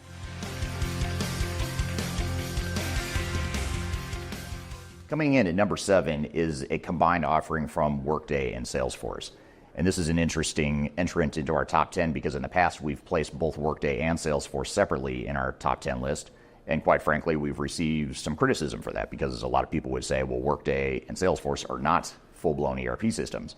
But just recently, Workday and Salesforce announced a partnership where they're going to market to provide more of a complete solution that takes advantage of Workday's human capital and financial capabilities, along with Salesforce's CRM capabilities, and also Salesforce's Force platform capabilities, so third-party developers that are building applications within that platform. Now, the beauty of this combined partnership is that now you're getting the R&D and the innovation of two different companies coming together to provide two solutions that can provide a complete ERP solution. Both Workday and Salesforce are also cloud-native solutions, SaaS-based cloud-native solutions, so they are more mature in the cloud space than a lot of other ERP systems in our study. And there's a lot of flexibility and power in the way that these two systems can be customized and integrated to provide a complete ERP solution.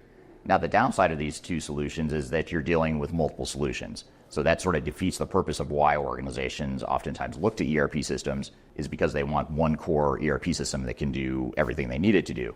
Here, we're talking about multiple systems, at the very least Salesforce and Workday, and maybe even other third-party apps built on the Force platform if that's something that your organization might need. So that complexity can be difficult. It can add complexity in terms of integration and testing and overall cost and risk. So those are some downsides that need to be considered. But with that all being said, this is enough to land Salesforce and Workday at number 7 on our list.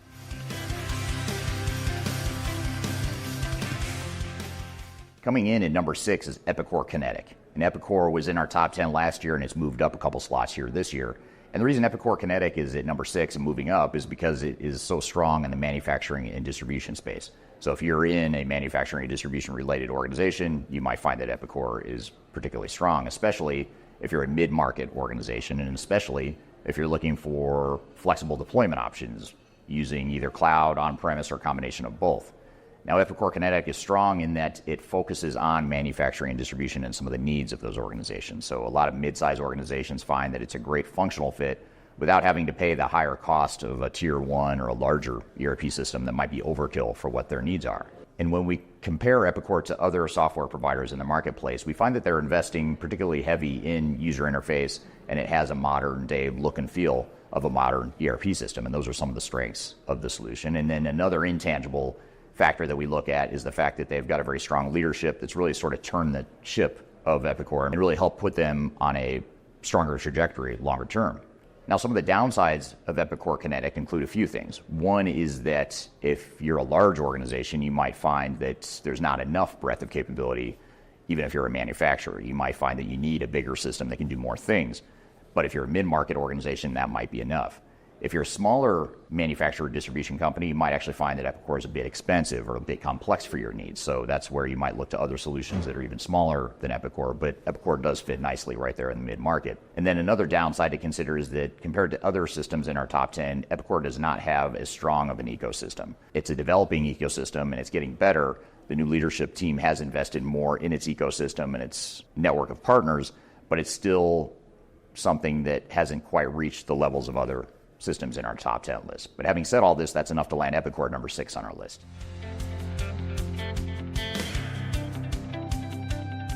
Coming in at number 5 is Oracle NetSuite. And Oracle NetSuite is a great product that we see often, especially in the small and mid-market. Now, one thing to note with our new methodology is that NetSuite didn't rank as high this year, not because the product has become more inferior or because it's not as good of a product, but because the way we changed our methodology to focus on some of the multiple data sources and the breadth of capabilities and the weighting we put on breadth of capabilities tended to favor some of the larger software providers out there. But having said that, there's a number of strengths that keep NetSuite in the top 5. And for a smaller mid-market organization, you might actually rank NetSuite much higher than I've rated them here in this top 10. For example, NetSuite is a native SaaS cloud solution. In fact, it really pioneered the cloud ERP solution as we know it today. They're light years ahead of most of their competition in terms of building capabilities in the cloud. And they're investing very heavily in AI and analytics and some of these other emerging technologies that are so important. So they're making really modern technologies available to mass, small, and mid-market organizations. NetSuite is also known for its relative ease of implementation. It's suited for smaller and mid-market companies that don't have huge budgets or huge amounts of time to implement their solutions. But having said that, there's a couple of downside risks as well. Getting back to the ease of implementation, oftentimes small and mid-market companies have unrealistic expectations and expect the implementation to be a lot easier than it is. And we see a lot of organizations struggle with NetSuite's implementation methodology, which is called Suite Success, and it sort of creates these false expectations that the product can be implemented at a breakneck speed, and it doesn't account for some of the fact that organizations just have trouble adapting to change. It's not so much whether or not NetSuite can be deployed quickly, but whether or not the business can adapt to NetSuite quickly. And that's really where the rub is and where a lot of companies we work with tend to get tripped up. Another downside risk of NetSuite is given that it's a native SaaS solution, that inherently comes with some standardization and some standard business processes, but it also means there's a bit less flexibility than you might have in a fully customizable solution. And then finally, the last thing I'll say about a potential downside of NetSuite is that if you're a larger organization, you're growing quickly, and you're looking to really scale and diversify your business, NetSuite may not be the best solution simply because it doesn't have quite the breadth of capabilities and it's harder to change the technology in some ways when you compare it to other systems in the marketplace. But having said all that, that's enough to land NetSuite at number 5 on our list.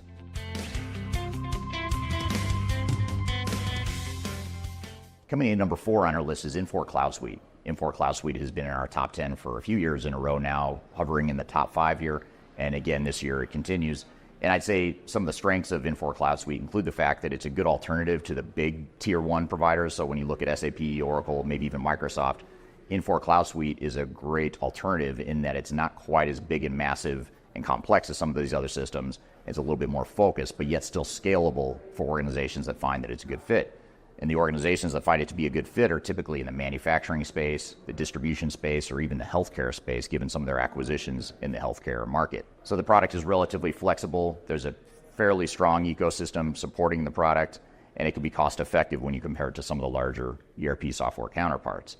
Now, the downside risk of Infor Cloud Suite is a few things. One is that from a product perspective, Infor is still trying to figure out how to tie together and integrate all these different acquisitions they've made over the years. They've bought Lawson and Bond and some other ERP systems over the years, and they're still trying to figure out how to move everything towards this Cloud Suite umbrella. And as a result, when our customers buy and implement Cloud Suite, they're usually not implementing one solution. It's usually multiple solutions within the Infor suite of products. They create a sort of best-of-breed approach that requires some complexity, integration, and potential cost and risk that goes along with that. So that's something to consider. And one other thing I'll mention is that if you're outside the realm of manufacturing, distribution, and healthcare, it may not be a great fit for you. You may find that there's other solutions out there that can provide more capabilities, or if you're a highly diversified organization, you may find that one of the bigger tier 1 systems might be a best fit. But with all that being said, that's enough to land Infor Cloud Suite at number 4 on our list.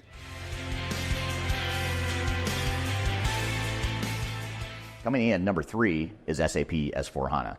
It's the system in the marketplace that has the largest market share, and especially amongst large Fortune 500, Fortune 1000 global organizations, S/4HANA is very common. Now, some of the strengths of the product include its massive breadth and functionality. There's just a lot of things the system can do. It's great for large multinational organizations with diverse needs that want to have a fully integrated solution to provide that global visibility into the business operations. It's got a strong ecosystem behind it, a lot of different partners and system integrators out there that support SAP, a lot of resources available to support SAP.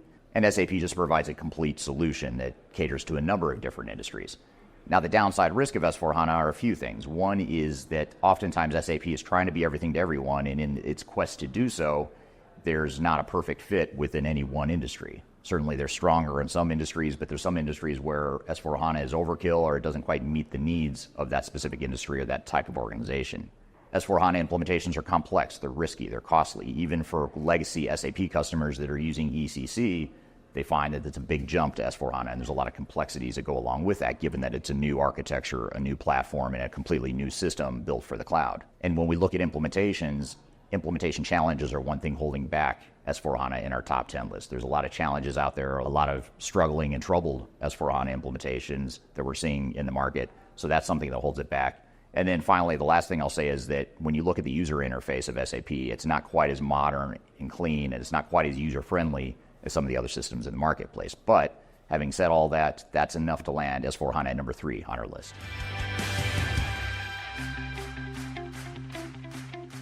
Coming in at number 2 on our list is Oracle Fusion Cloud ERP. And Oracle Fusion is another tier 1 provider that caters to larger organizations. It competes with SAP S/4HANA. And it's a really different product, though, than S/4HANA. When you look at Oracle versus SAP, they couldn't be much different other than the fact that they're chasing a lot of the same customers. Oracle is a lot more flexible, has more of an open architecture, provides a certain level of flexibility that other systems in the marketplace don't provide, especially in the tier 1 space. It also has a large ecosystem supporting it, so there's a lot of Oracle partners out there that support the product. You've got Oracle's rich history of all these investments and acquisitions they made over the years in different products like JD Edwards and Hyperion and a bunch of other systems they've acquired. And that's really built a very strong set of capabilities that Oracle is now offering under one umbrella with Oracle Fusion. So the product has breadth of capability. There's a lot of strong integration tools. There's more customization ability and flexibility in the products. It's scalable and can be integrated with other third-party solutions a bit easier than some of the other systems in the market.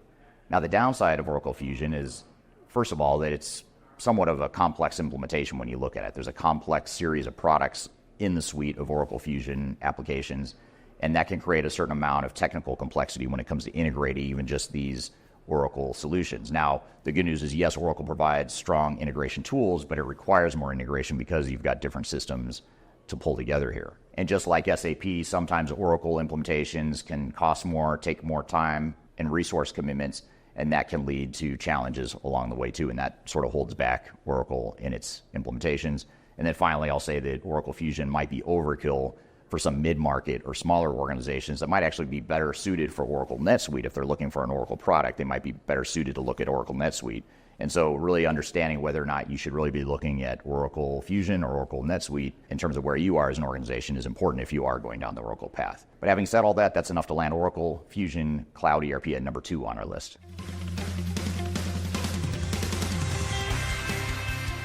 Now, coming in at number 1 is Microsoft Dynamics 365. Again, it's a repeat from last year. It was number 1 last year. And the reason that D365 fares so well on our list again is because it sort of falls right in the middle of being a big enough solution to provide tier 1 capabilities, but it has that smaller, flexible feel of a smaller system.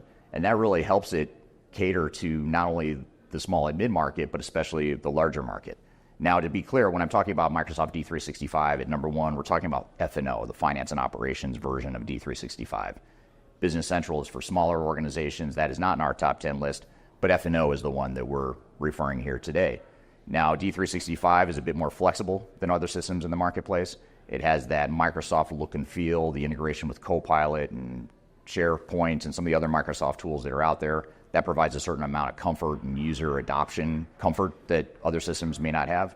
And the product itself can tend to be a bit less expensive than an SAP or an Oracle when you look at the subscription costs compared to those solutions. Another strength of D365 is that they've built a pretty strong ecosystem of third-party developers that have taken the D365 product and tailored it for industry-specific needs. So that's a strength that provides a certain amount of flexibility and tailored approach for different markets that are out there. Now, the downside of Microsoft D365 is that oftentimes organizations find that it's a complex implementation because it is a complex product. It does a lot of different things, and that comes with a certain amount of complexity, cost, and risk. And probably the biggest weakness of Microsoft D365 is going to be its ecosystem of partners.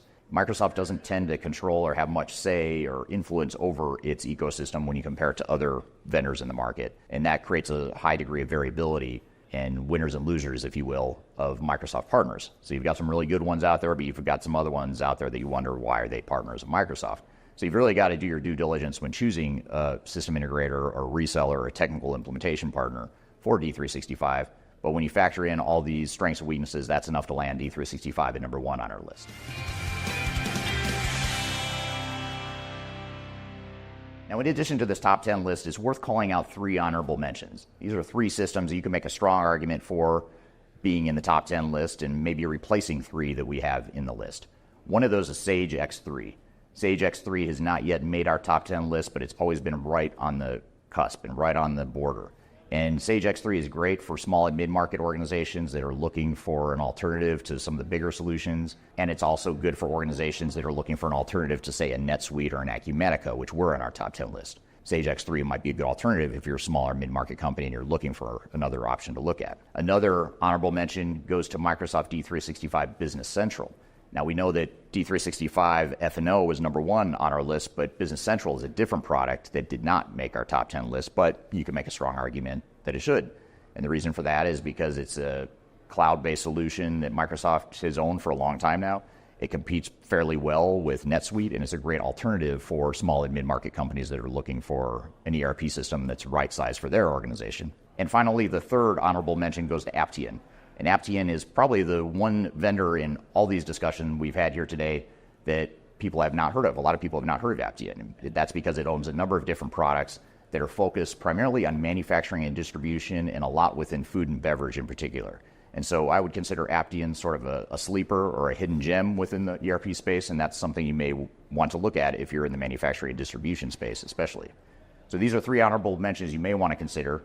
The top 10 list you may want to consider, but again, take it all with a grain of salt because these are general criteria that we look at across the globe and across different industries. When you look at your specific needs, you may come up with a completely different top 10 list, as you should. In fact, when we're helping clients through their software selections, we often find that their top 3 or their top 4 shortlist looks entirely different than what we just talked about in our top 10 list here. So that was our top 5, number 5 video of 2024. And that was the top ERP systems for 2025, according to Eric. It was an independent ranking, and it was talking about the best ERP software that we think is out there that had just over 7,000 views. So Eric, do you have anything to add to that? Well, that one's an interesting one because that one was published later in the year. I think we published that maybe in September, October, somewhere in there. So it's relatively recent. It's still in the top 5 here. So it's maybe a little bit understated as far as how it's trending in general. But yeah, that one's always interesting. People love their top 10 rankings. They love comparing, comparison videos. They also love the ranking videos. Those seem to do really well. And every year we publish the top 10 list. That tends to be one of the top performing videos. And we've still got 4 more videos, the top 4 videos to get to. But first, we're going to take a quick break. We'll be right back with more Transformation Ground Control.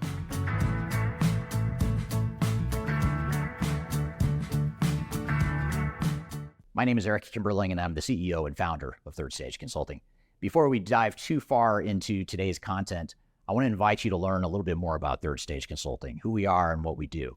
I've included a link to a video right here that describes Third Stage in a bit more detail. It talks about our story, our history, our philosophy, our clients, our service offerings, and that sort of thing. But in general, what Third Stage Consulting does is we're an independent and tech-agnostic consulting provider.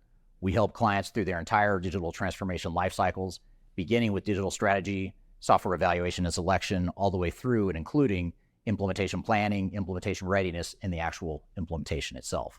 We're technology agnostic, so we only represent our clients' best interests. We do not represent software vendors. But having said that, we work very closely with software vendors, all the leading players that you can imagine we've worked with, both in helping clients evaluate and select them, but also in helping clients implement those solutions as well. So we have a very broad, objective, agnostic view of the market that is meant to really represent your interest as you go through your digital transformation. I also encourage you to scan this QR code right here to get access to our resource center. This resource center has a ton of information, a ton of ebooks that are free. You have access to top 10 software rankings, playbooks for how to make your project more successful, guides to change management, YouTube videos, all kinds of stuff that are going to help you through your digital transformation. So I encourage you to scan this QR code to get access to those resources. And please feel free to reach out to me directly to brainstorm ideas about your project. Even if it's just informally, you want to bounce around some ideas and get some informal advice, I'd be happy to spend some time with you. So feel free to reach out to me. I've included my contact information below. You can also find it in the description field of this video as well. The last thing you want to have happen is for your digital transformation to end up in court. I've been doing this for 20 years and I have seen everything. My name is Marcus Harris. I'm a software and technology attorney focusing my practice on drafting and negotiating software-related contracts and litigating software disputes across the country. Feel free to reach out to us at taftlaw.com. We'd love to talk to you about the litigation process and what you can expect.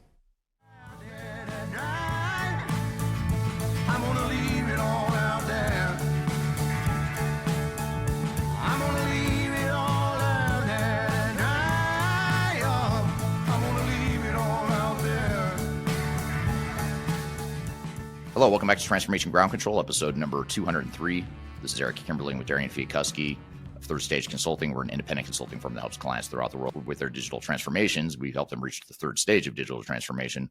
And this is the podcast that has everything to do with digital transformation, the tech-agnostic view of ERP, enterprise tech, and digital transformations in general. And we're counting down the top 4 or the top 10 videos from my YouTube channel of 2024. We're down to the top 4 now. We're actually at number 4.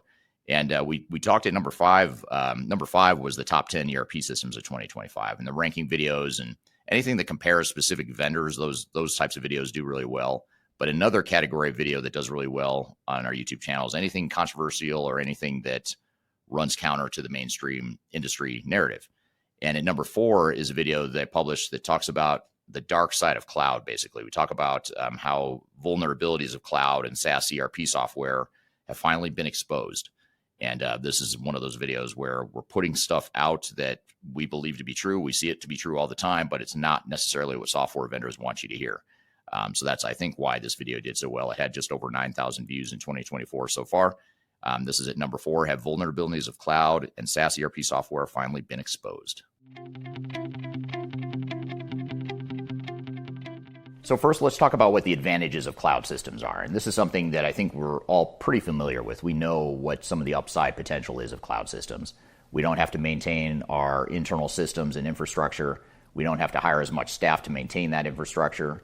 Some of the short-term costs might actually be cheaper for cloud systems because you don't have to make those big capital investments in new on-premise technology. And there's also constant upgrades and constant evolution of this technology to make sure that you're staying up to date with the current technologies. And then there's the whole side of analytics and artificial intelligence. With the emergence of these new technologies, we find that cloud systems are oftentimes better suited to support AI capabilities and data analytics capabilities, because now you have all your data in a central location that feeds into AI and analytics and some of the other capabilities that organizations have struggled to adapt, partially because they had fragmented, siloed on-premise systems. So these are just a few of the advantages of why organizations are moving towards cloud systems. And it's also important to recognize that even though there's value for organizations implementing technologies in the cloud, the real winners are the software vendors themselves. They make considerably more and materially more money off cloud subscriptions than they were ever making from on-prem systems. The investors of software vendors love it because it's recurring revenue that's very predictable, high margin, and steady. So for that reason, vendors are pushing extremely hard to move to the cloud, regardless of the pros and cons of what the impact is to customers. But having said all that, there is definite advantage to cloud systems. But what I want to do in the rest of this video is talk about what is the downside, what's the risk, and what's the dark side of cloud systems. Not necessarily to suggest that cloud systems will completely go away, but to suggest that there is a dark side that you need to be aware of as you continue through your digital transformation journey.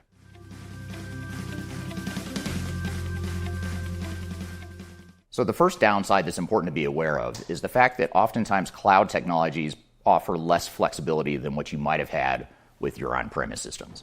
When you have your on-premise systems, you own that software, it's in your four walls, you're hosting it in your servers and your infrastructure, so you can do whatever you want with that technology.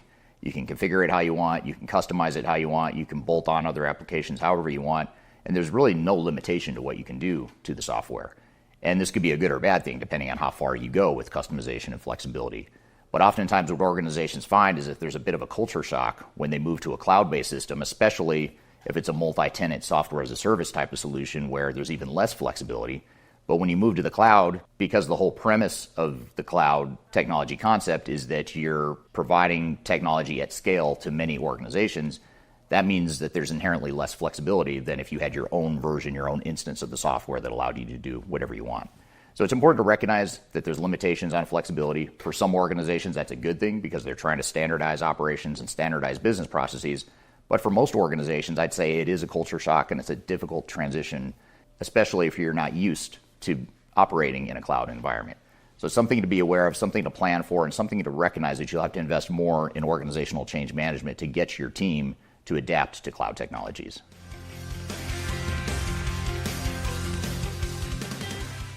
One of the biggest potential disadvantages of cloud technologies is that longer term, the costs are going to be higher than your on-premise systems in most cases. And the reason I say that is because on one hand, you're saving money in the short term because you don't have to make that big capital investment up front with cloud solutions. Instead, you have a lower annual cost, subscription cost that's ongoing. And over time, usually 5 to 7 years out is where that sort of break even happens. And suddenly, after 5 or 7 years, cloud systems tend to cost more than on-premise systems. Now, you could argue that you're getting more value out of cloud systems because you're getting more modern technologies, more capabilities, and potentially a higher ROI. But the fact of the matter is that your costs are likely to be higher in the long term when you factor in the total cost of ownership of those ongoing subscription costs that go into perpetuity. And guess what? Those subscription costs don't ever go away and they don't ever decrease. So the only thing they're going to do is go up from the time you first deploy cloud technologies. And not only that, but many cloud contracts have no limitations on how much a vendor can increase cloud costs and cloud subscription costs. So while the ROI may be there and it may be justifiable in terms of those rising costs, it's important to recognize that you're not going to save money longer term, despite what most cloud vendors will try to convince you of.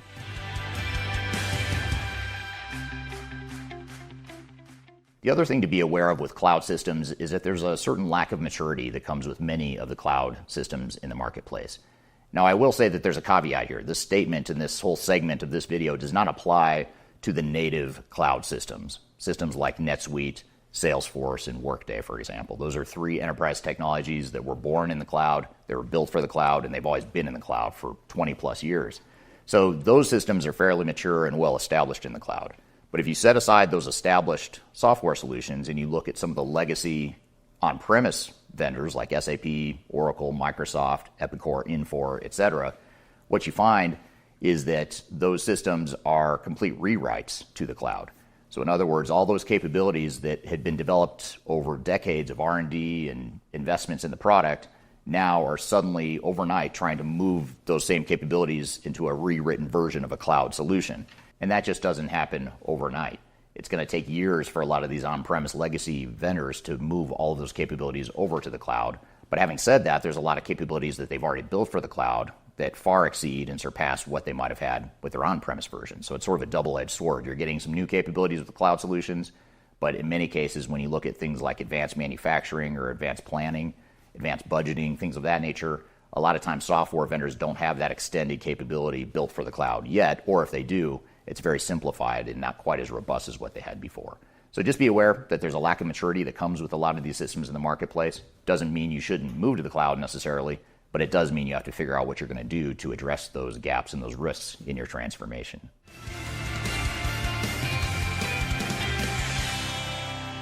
Now, in addition to increasing costs over time, I would say the other biggest factor to consider as a potential downside and a potential day of reckoning for cloud systems in the future is the whole idea of vendor lock-in.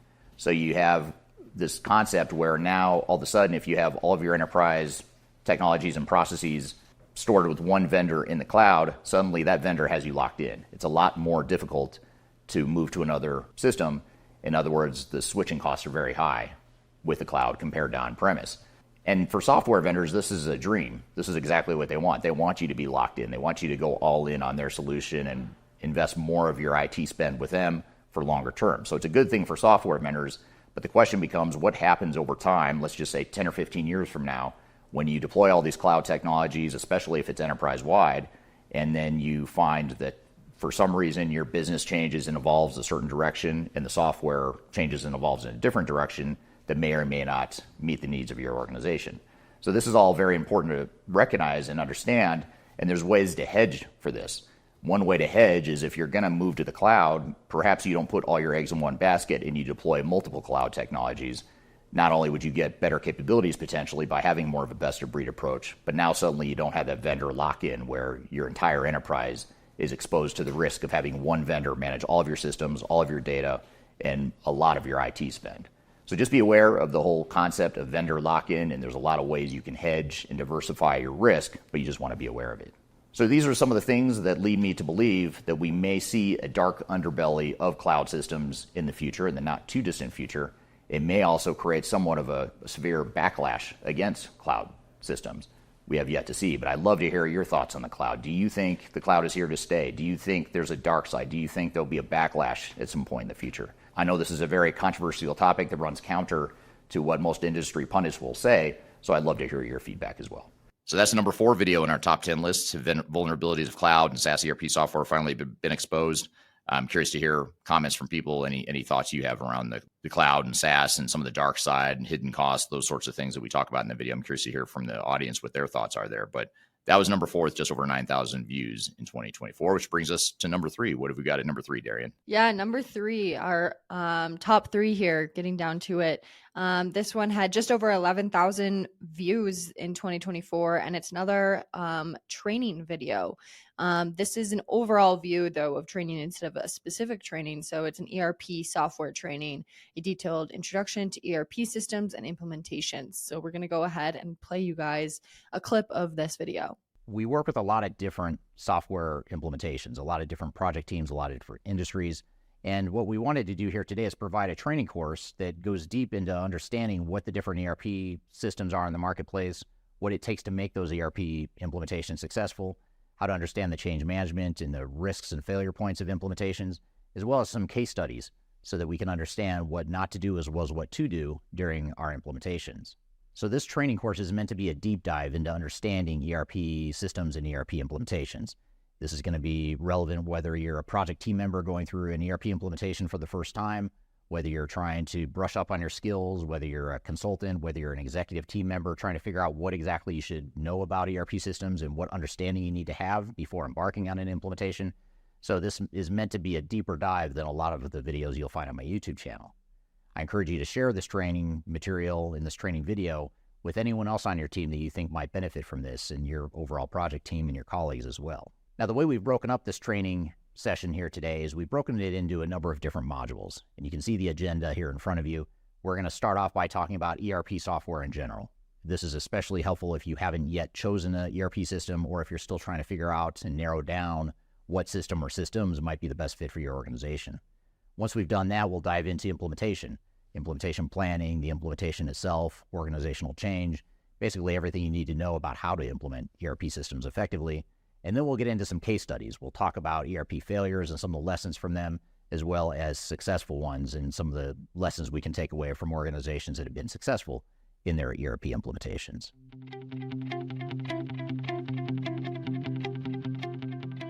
First, it helps to understand what exactly ERP software is. So let's start off by giving a quick high-level overview before we dive into specific software vendors and ways to implement the system, we'll start off with this basic foundational understanding to start. ERP software, or enterprise resource planning software, has been around for a long time. It's helped a lot of organizations improve and become more effective and efficient. But what exactly is ERP software? I'm going to give that answer here today. I've been in the ERP software space now for over 20 years. And whenever I'm talking to family or students or someone who's not familiar with the ERP space that I'm in, people often ask, what in the world is ERP and what does that mean? I mentioned that ERP stands for Enterprise Resource Planning. And ERP is actually an evolution from some older technology that was really originated with a lot of manufacturing organizations. And that software was called MRP, Material Resource Planning. So the origin of MRP came to be when a lot of larger manufacturing organizations were finding that they were struggling with managing their entire manufacturing operations. They had trouble tracking customer orders and tracking demand, tracking what kind of parts and supplies they would need to purchase to be able to meet and fulfill customer demand. So MRP systems were a way to handle that. It was a way to manage the tracking of what supplies and raw materials we might need to manufacture for our customers. It was a way to manage the manufacturing shop floor so that we could prioritize orders and make sure that we maximized throughput. And it was really a way to address the whole movement in the 90s toward lean manufacturing and trying to maximize manufacturing efficiency. And in the US, a lot of US manufacturers were struggling with manufacturing efficiency and manufacturing quality, and they were being beat by Japanese manufacturing organizations at the time. So MRP systems were a way to help organizations of all origins and all nationalities to help them better become more efficient and more effective. So over time, MRP evolved and morphed into something more than just a manufacturing solution. It started to focus on warehouse management and procurement and financials and accounting, even HCM or human capital management or customer relationship management on the sales side. It took the core of MRP and started to expand in other parts of the enterprise to where organizations were moving towards single systems that could tie together the entire organization, provide one unified data set, provide a common workflow across the organization, and for lack of a better term, provide one system that provided all the operations and data and transparency into what was happening enterprise-wide. And so that's the whole evolution of how ERP came to be. It really traces its origins back decades ago when enterprise technology was first emerging. Now, there are a plethora of ERP software providers in the marketplace. The biggest ones, the ones that are most commonly used by bigger organizations, are companies like SAP. Oracle is another one. Microsoft provides its own ERP solution. Those are the three biggest ones, and a lot of organizations and industry analysts will refer to those larger ERP systems as the tier one ERP systems. Those are the ones that are typically better suited for larger organizations, multinationals, more complex organizations, multi-location types of organizations. Those tier one providers are generally trying to provide a breadth of functionality that can meet the needs of those organizations. There's also tier two ERP providers, and these are the providers that are more niche focused solutions. They might focus on one industry, might focus on one set of capabilities. Just to give you a few examples, Epicor and Infor, for example, are two manufacturing ERP systems that are very common in the manufacturing space, but you don't see them a lot in other industries. You don't see them, for example, in a lot of financial services organizations or professional services organizations. They tend to focus more on manufacturing and distribution and nothing else. So that is another example or another segment of the ERP space, is that whole tier two market. And then you have your tier three or industry niche solutions that are, there are probably dozens or hundreds of different ERP solutions that fall into that segment.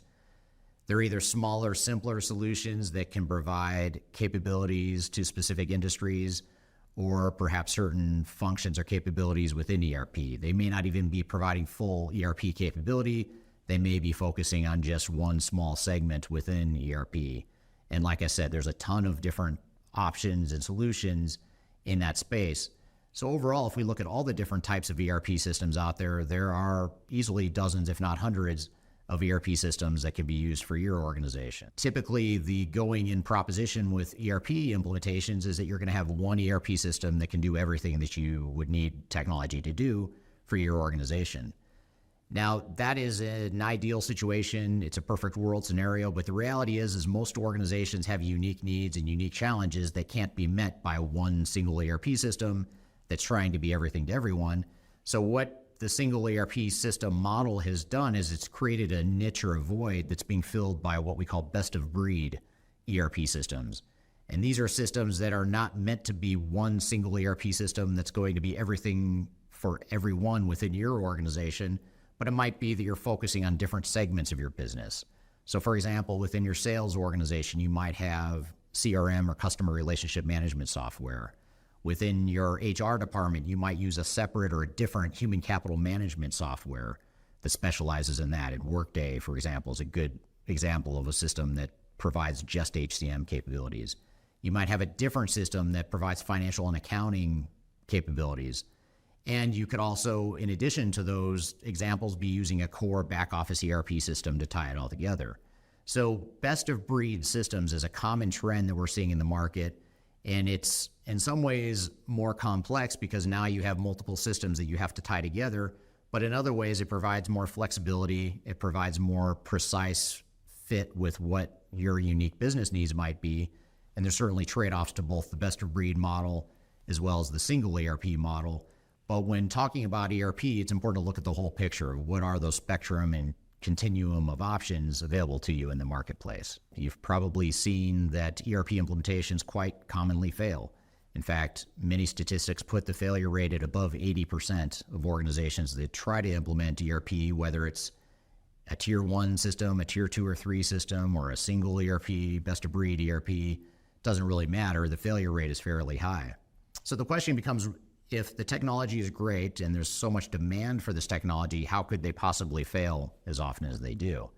And if you check out my channel and some of the other videos on my channel, just search the word failure, and you'll find a bunch of videos I've created about how to avoid failure, why projects fail, what some of the common challenges are. But in a nutshell, the reason ERP implementations typically fail is not because of the technology, but it's because of the operational and the people side of things. The technology in general is very robust, it's very sophisticated, it's innovative, it can do a lot of different things. That's usually not the problem, although technology can create complications during implementation. But the more common challenges and problems with ERP implementations are that we haven't adequately addressed our business process improvements, we haven't adequately addressed our organizational change management or our people needs. So in other words, and to put it simply, people don't like to change. And because they don't like to change, new technology, no matter how great it is going to be difficult for your organization to adapt to. So in its simplest terms, people and processes are why ERP implementations fail. Like I said, I encourage you to watch some of the other videos on my YouTube channel that go into that topic in more detail. But in general, that's why implementations fail. So the question becomes, how do we implement ERP software? If most of them fail, what can we do differently to implement well? And to simplify and to summarize what I've also talked about in other videos on my YouTube channel, the first thing is to find the right software or technology that's the best fit for your organization. That's kind of the first step. That's the minimum ante that you need to be able to succeed, is to make sure that the software or technology you're implementing is a good fit with what your needs are, and make sure you get an independent assessment and view, an objective evaluation of the different options in the marketplace so you can find the best technology for your organization. A second critical success factor is to ensure that your organization is aligned on what it wants to be when it grows up. A lot of times organizations are trying to implement ERP software at a time of turmoil, at a time of misalignment, or at a time of strategic misalignment where the organization isn't on the same page with the direction it's going, it doesn't have a clear vision, and then you try to overlay new technology on top of that, and that's a recipe for failure. So making sure you have clear alignment on your overall organization is very important. And again, I've included some videos below that will help you further dive into that topic. And then the implementation itself. When we focus on the implementation, it's important not to focus too much on the technology, but to shift some of the time, resources, and attention from technology over to the people and process side of things. If we do the people and process side of things very well, and we also have alignment, and we've also picked the right software or technology for our organization, we have the best chances to succeed. But the problem is most organizations fail in one or more of those three critical success factors.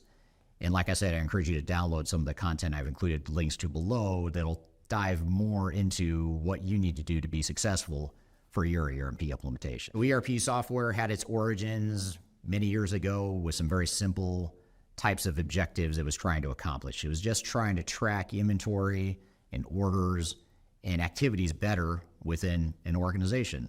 Sounds simple enough.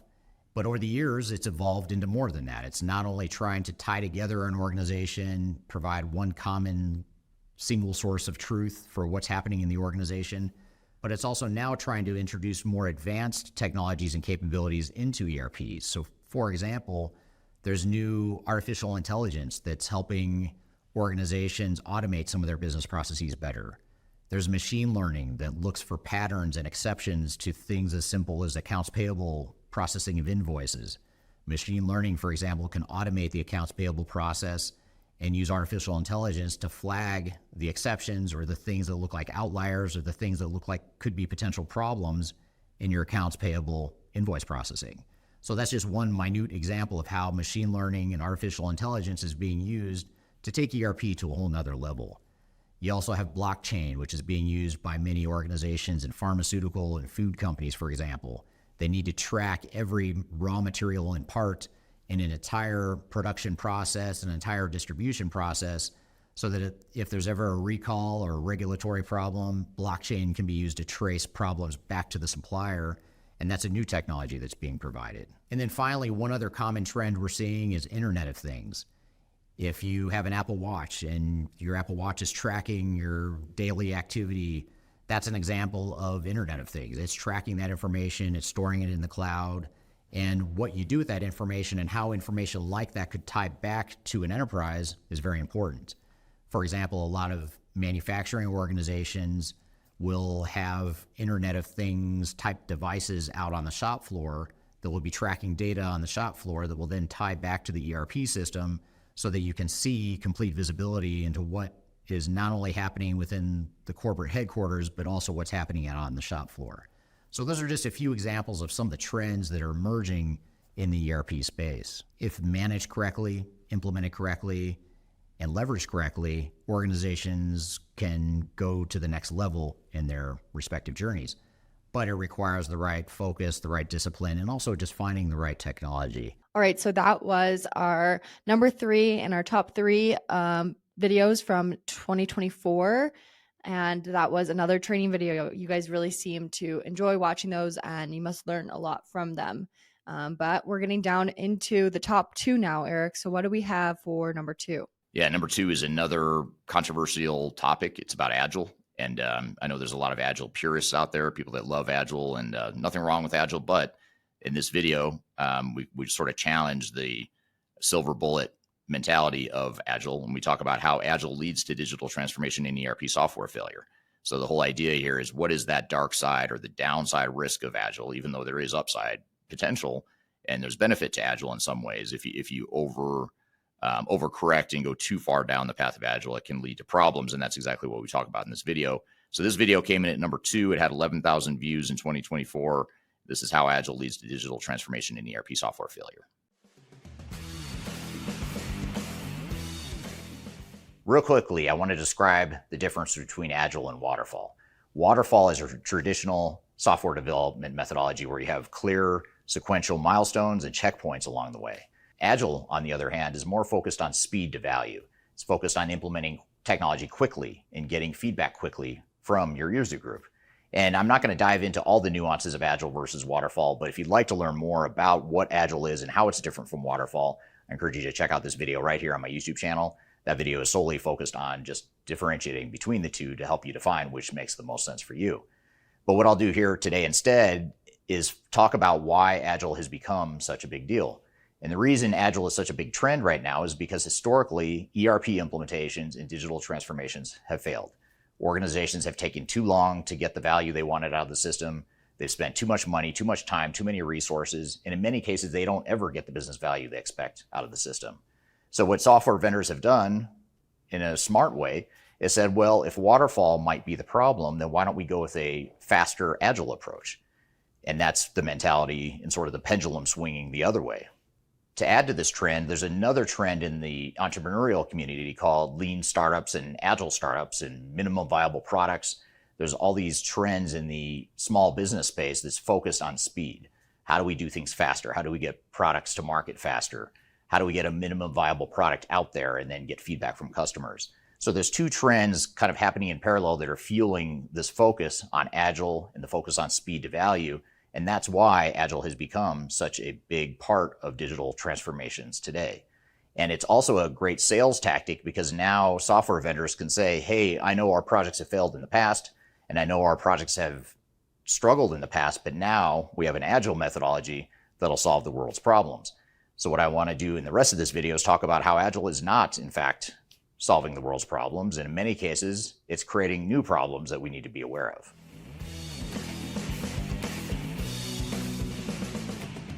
One of the core tenets or philosophies as it relates to agile is that we don't want to take a lot of time up front defining our business processes, defining our requirements, defining end-to-end business processes and workflows, because that takes time. It slows down the process of getting technology out there and getting speed to value.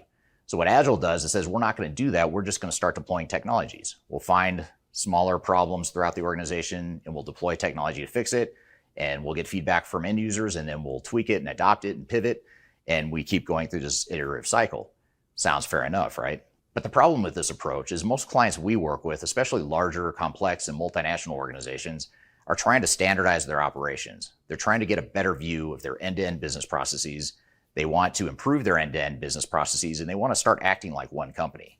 They already have 10 or 15 or 20 different ways of operating. Now they're using this transformation as a way to say, we want to act like one company. We want to get efficiency gains from having standard business processes. We want to consolidate teams in some cases. So those things all point to the fact that we need to take the time up front to have a strategic direction and have a clear vision of what it is we want to get out of this project, rather than just simply deploying new technology and seeing what happens. So in order for us to have a truly strategic impact on our future state and where we end up as part of our digital transformation, we have to be sure not to take too much of an agile approach, especially early on in the project. We need to take that time up front to define the roadmap, the blueprint, the business process changes, the requirements, all that stuff, because that's what's going to enable us to get the benefits we expect. Now, once we get to the implementation of technology after that, then we can start to introduce agile concepts. I'm going to come back to that point later in this video. But the key is you don't want to start off with a full-on agile approach out of the gates if your goal is to standardize operations or to consolidate operations and to get true end-to-end business value out of your transformation.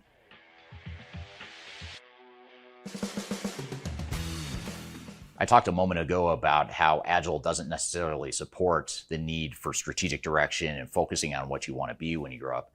And I want to focus a little bit more on that and peel that back a little bit more and talk about business processes. Because business processes are one of the key focal points of any digital transformation. Most organizations are trying to improve their processes. They're trying to have some deliberate approach to how they create their new business processes, and they want to ensure that they actually roll out these new business processes as part of their transformation.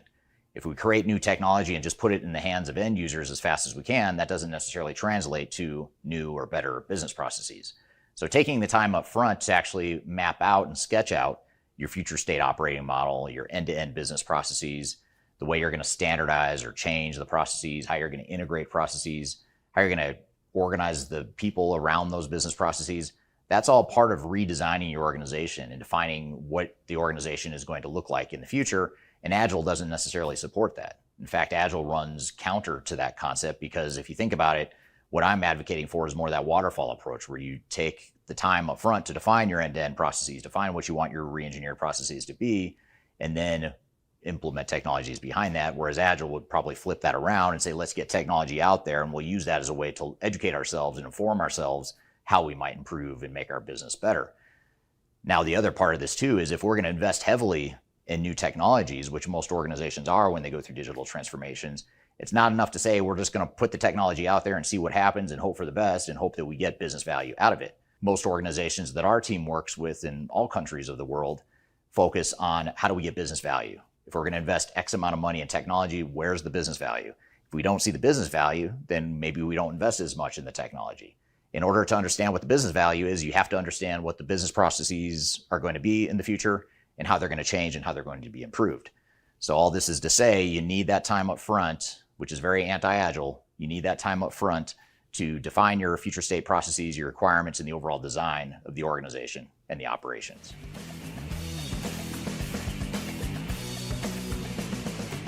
So if you've listened to this whole thing so far, you might think that I am completely against Agile. I hate Agile, never want to see it anywhere in digital transformation.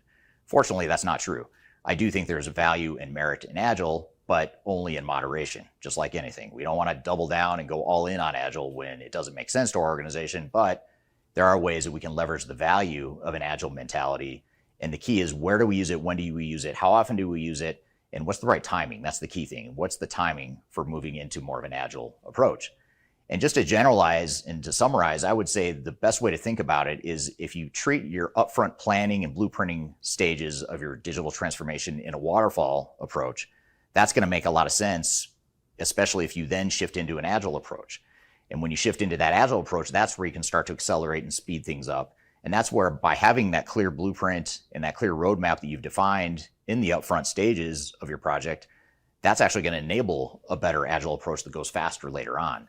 In fact, I would argue if you took two exact same projects in parallel, run one that's fully Agile, run the other one that starts waterfall, then moves to Agile, the one that starts waterfall and moves to Agile, I would argue, is going to be implemented a lot faster and deliver value a lot faster than the other scenario where you start with Agile.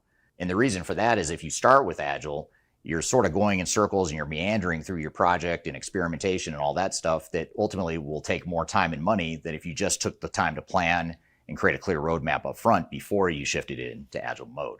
So that's one way to look at it, is start with waterfall, move to Agile later on. Now, there are a couple scenarios where I would say maybe Agile does make sense from the start. One would be if you're a high growth organization. If you're a fast growing, fast moving technology or a younger company, chances are pretty high that even if you wanted to take a waterfall approach and take that time to define business processes and requirements up front, you wouldn't be able to, because it's like a moving target. You're growing and changing so fast that it doesn't make sense to start off with a waterfall approach. Agile is actually going to serve you a lot better. That's where you want to leverage Agile from the start, because as the company evolves and changes, you can be baking technology into those changes along the way. The other scenario where we see Agile work really well, even in larger organizations, is if you're focused on innovation. If your technology initiative or part of your technology initiative is focused on creating innovative processes and new ways of thinking, those parts of your transformation are very well suited for Agile. So let me start by saying what isn't innovative. If you're implementing a back office accounting system, for example, that's not an innovative use of technology. It might be needed, but it's not innovative. That's a scenario where you probably want to take more of a traditional waterfall and then Agile approach.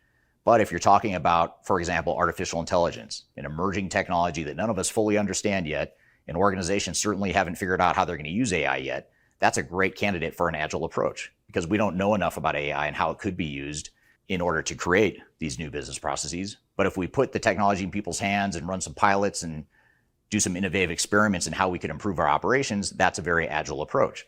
So with those newer emerging technologies and the focus on innovation, or those parts of your business that are very innovative, that might be a good candidate for more of an Agile approach. So the bottom line here is Agile can be good, but it can also be bad. It can be helpful, but it can also be destructive. And we need to understand when and where and how to use Agile. And hopefully I've conveyed some ideas on how to do that here today. All right. That was the number 2 most watched video of 2024 on my YouTube channel. That was how Agile leads to digital transformation and ERP software failure. Love to hear your comments in the description or in the comments below about what your thoughts about Agile are. What has your experience been with Agile? What do you think the pros and cons of Agile are? I'd love to hear your comments. Anytime we have a controversial video like that, it's always fun to get a dialogue going. So I'd love to hear your feedback in the comments below. But we've got one more video, which actually was number 1 by a long shot in 2024. The number 2 video we just watched did well. It had 11,000 views, but that was sort of a distant second to the number 1 video. So we're going to play that for you here in just a second. We'll come back with the number 1 video, the most watched video of 2024. We'll be right back with more Transformation Ground Control.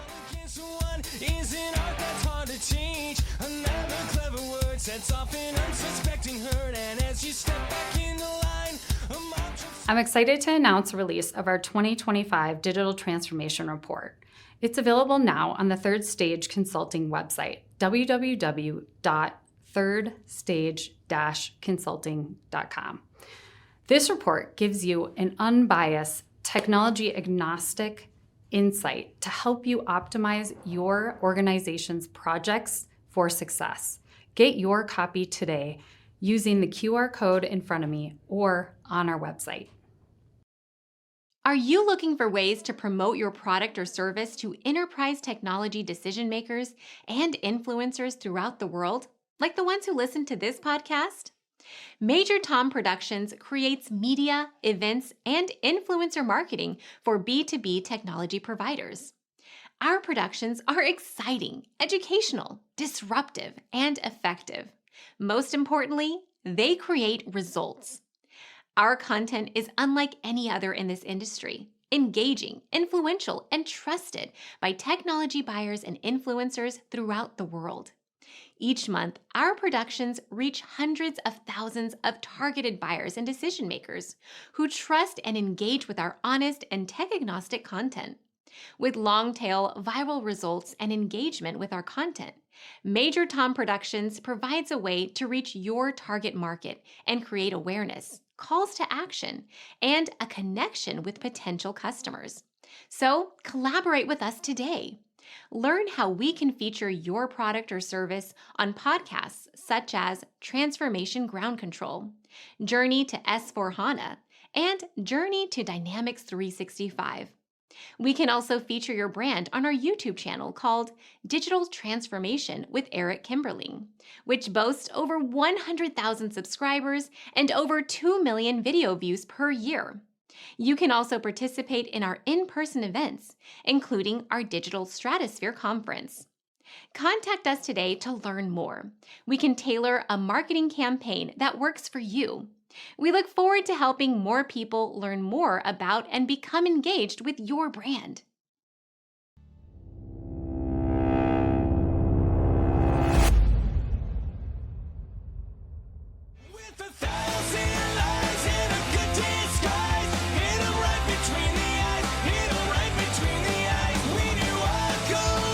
Hello, welcome back to Transformation Ground Control, episode number 203. My name is Eric Kimberling here with Darian Chwialkowski, and in this new year, we have been counting down the top 10 videos of 2024, and we're up to number one. This is the number one video of the year. It's another training video.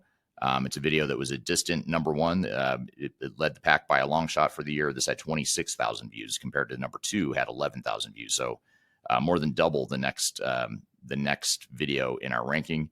And it's a supply chain management course, which anytime I put anything out about supply chain management, those videos tend to do pretty well, even though the video or the channel itself is more focused on digital transformation more broadly. There's something about supply chain management. Whenever I publish something on supply chain management, it tends to do really well, and this one did really well. This is Intro to Supply Chain Management, the complete training course, and we'll play you just a clip from that. But this was the number one video on my YouTube channel from 2024 with just over 26,000 views. One of the common disciplines that we work very closely with and in is supply chain management. A lot of clients we work with come to us and ask us to help them automate or improve their supply chains as part of a broader digital or business transformation. There's a lot to learn about supply chain management. I personally love supply chain management. I studied it extensively and focused on it during my master's program when I was getting my business degree. And so it's something that I'm very fascinated by and passionate about. So what I want to do today is share some training with you and really dive into supply chain management. Now, this training is broken up into several different modules, but I'll summarize the overall flow and agenda for today. First of all, we're going to dive into what is supply chain management, how supply chains work, and what some of the different nuances are, the nomenclature, the terms and definitions, and things of that nature. Then we're going to talk about why supply chains are broken and some strategies to improve supply chains. And then toward the end of this training, we'll get into some case studies, talking about lessons from some successful supply chains as well as lessons from those that have struggled. So that's the general layout. You can find a complete breakdown of the different modules in the description below, and you can jump ahead or back however you want throughout the training, but that's the general flow. First, it helps to just do a 20,000-foot flyover of what is supply chain management, really break it down to its basic, simplest form. So what we're going to do in this first module is dive into what is supply chain management. The first characteristic of a digital supply chain is improved business processes. And even though the topic of this video is what is a digital supply chain, in order to have a digital supply chain, you need to start with your business processes and define what you want those business processes to be. And the cool thing about supply chains, but also the complex thing about supply chains, is that they're very broad and cross-functional, and they're very complex. So if you think about the scope and the span of a supply chain management end-to-end process, it starts with a customer order, and it goes through procurement of materials, production of materials, the storage of materials in a warehouse, the shipment of materials to a customer or to a third-party distributor, and ultimately the collection of cash, and ultimately the forecasting of what might happen in the future as it relates to that entire cycle. Now, I'm not going to go into a lot of detail of how a supply chain works, but I do have another video on my YouTube channel that you should check out right here that talks about what is a supply chain and how does a supply chain work in general. And that's where we get into the business process aspect of a supply chain. But for this video, what I want to talk about is what are some of the ways that we can convert our supply chain processes into a digital supply chain. And the first way to do that is to focus on defining what you want your future state supply chain to look like in the future. I'll give you an example of one process improvement that's very common in supply chains in the 2020s. So when the pandemic happened in 2020, a lot of supply chain managers found that they were overly dependent on certain vendors. So they had certain vendors within the supply chain that they were solely dependent on, and they didn't have a good backup for if something happened to that vendor or if that vendor wasn't able to fulfill demand. So one of the reasons why supply chains have broken down so much in the 2020s is not because there's been a massive breakdown in the overall supply chain, but that little pieces within the supply chain broke down that caused a domino effect throughout the entire supply chain. So one example of a process improvement might be to diversify your vendor base. So if you notice the key raw materials are being sourced by the same vendor, you might look at that and say, let's change our business process to ensure that we have a way to diversify the risk of single vendors and that we have a better process for managing vendors and making sure that we have plan Bs for when there's a problem with a vendor. Another potential process improvement would be to measure and track the vendor-supplier scorecards. So how well are suppliers performing and who are the best in performance? That would be a process improvement that you can instill within your supply chain. But the key thing here is in order to become a digital supply chain, you need to define what you want those process improvements to be first, then go out and find the technologies that are going to be able to best help you do that. Now, once we have a high-level vision of what we want our business processes to look like within our supply chain, now we can start to go to the market and look at what are some of the potential options for our supply chains. So if we want to automate and improve our supply chains, we have a lot of different options. We have supply chain management specific software. Vendors such as Manhattan Associates and Blue Yonder will provide technologies that automate an entire end-to-end supply chain, and that's all they do. They focus on supply chain management. You also have, even within the domain of supply chain management, you have even more focused solutions that focus specifically on specific functions within supply chain management. So for example, procurement software. There's vendors such as Ariba, which is owned by SAP, that focuses only on procurement within the supply chain.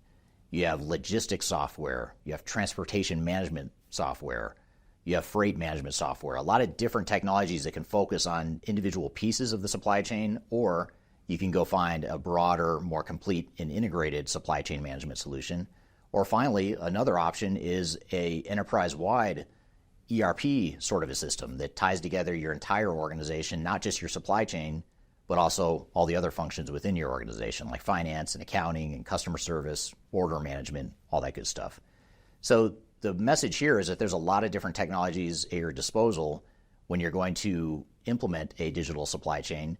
For more research and best practices around the specific types of technologies you might consider for your supply chain modernization efforts, I encourage you to download our digital transformation report, which highlights independent reviews and software rankings, as well as best practices for your supply chain management initiatives. And in that report, you'll find a number of our objective and independent reviews of some of the different supply chain technologies out there.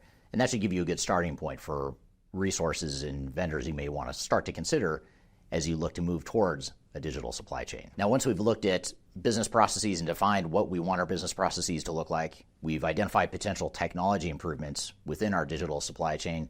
Now we need to look at the human aspect of our supply chain. How do we improve the performance of people that are involved in our supply chain management functions throughout the organization? And this is arguably the most important part, because if you do the operational stuff, you do the technological stuff without the human piece of it, none of the first two categories matter because people aren't executing and behaving the way you need them to operate with the digital supply chain. So this is where the discipline of organizational change management comes into play. This is where we need to have a clear adoption and change strategy to ensure that our people are coming along for the ride.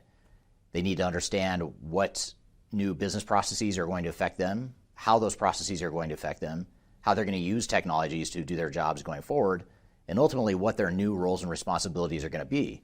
Because oftentimes what we see in supply chain modernization efforts is that people automate a lot of their jobs, and a lot of their job functions go away.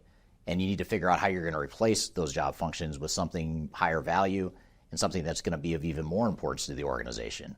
And without that, not only are you not getting the benefit and the value of this new technology, but you're also causing people to panic because they don't understand what their new job roles and responsibilities are going to be. So defining a change strategy and a adoption strategy is very important as part of your digital supply chain efforts. Now, if you're looking for a deeper dive into what change management is and what some of the major work streams are that you should consider as you look to the human performance of your supply chain, I encourage you to download our Guide to Organizational Change Management, which covers a number of best practices and lessons for how to address the human side of any sort of transformation, whether it's a supply chain transformation or a digital transformation or a ERP initiative, whatever the case may be. I encourage you to download that. You can find a link to that in the description field below. Now, so far we've talked about the people, process, and technology foundation for a digital supply chain. The next step is to make sure that we've identified the analytics and the metrics that we use to drive and manage our supply chains going forward. This is where data and visibility into the data becomes so important. And so what we want to do here is make sure that we don't just implement new technology just to automate processes, even though it will help us automate processes, but also to ensure that we have better visibility as a result of that technology. And this requires us making sure that we clean up the data and have accurate data that we load into the new technologies, but also making sure that we manage and preserve that data to make sure it doesn't become corrupt over time. And this goes back to the previous point I made about organizational change management and the human adoption component of digital supply chains. You want to make sure that people aren't doing things that unintentionally corrupt the data or cause the data to be inaccurate, which then leads to bad decision making because you don't have accurate insights into your supply chain and into your overall business. So another step and another important component of a digital supply chain is making sure that you have good data, good analytics, good reporting, and good visibility into the overall supply chain. Now, these are just a few of the components of effective digital supply chains. In order to be effective, you ultimately want to define a digital supply chain strategy that makes the most sense for you, and it should be something that's tailored to your organization and your overall goals and objectives as an organization and as a supply chain. So there you have it. That was the number one video of 2024, the video that was most watched on my YouTube channel. And of course, there's 9 others that did really well as well. And, on my channel, we publish over 100 videos a year, over 100 videos as far as the polished, professionally done videos. And then there's the podcast, there's the YouTube shorts. We publish a lot of stuff. Hundreds over the course of a year, but those are the 10 that sort of rose to the top and outperformed all the others for whatever reason. So I'm curious to hear what video you liked best, what topic you'd like to hear us cover more. I'd love to hear your comments in the chat below. Share with us what you think you'd want to see more of or less of, or how we could pivot or make this content even better for you guys. So I'd love to hear your feedback below. But Darian, thanks for putting together this list. This is a super helpful and kind of a fun change of pace for this podcast. Yeah, for sure. It was fun to go through what content the audience seems to enjoy and watch the most from our channel. So it's always good for us to look at that and to share with you guys. So hopefully you guys enjoyed that. But Happy New Year, everybody. We have a lot of fun things planned for 2025 for this podcast. So make sure you stay tuned. This is only the first one of the year. So make sure you stay tuned and watch what we're going to be posting in the future. Yeah, absolutely. We're always looking for new guests and trying to push the boundaries of what we cover and trying to make things more interesting. So love to hear your suggestions too. Any guest suggestions you have or topics you want us to cover on this podcast. I'd love to hear from you. So thanks for being part of this podcast. Happy New Year, everyone. We'll see you next week on the next episode of Transformation Ground Control every Wednesday. You can find new episodes. Just go to transformationgroundcontrol.com. In the meantime, hope your new year is off to a great start, and we'll see you next week on the next episode of Transformation Ground Control. Take care.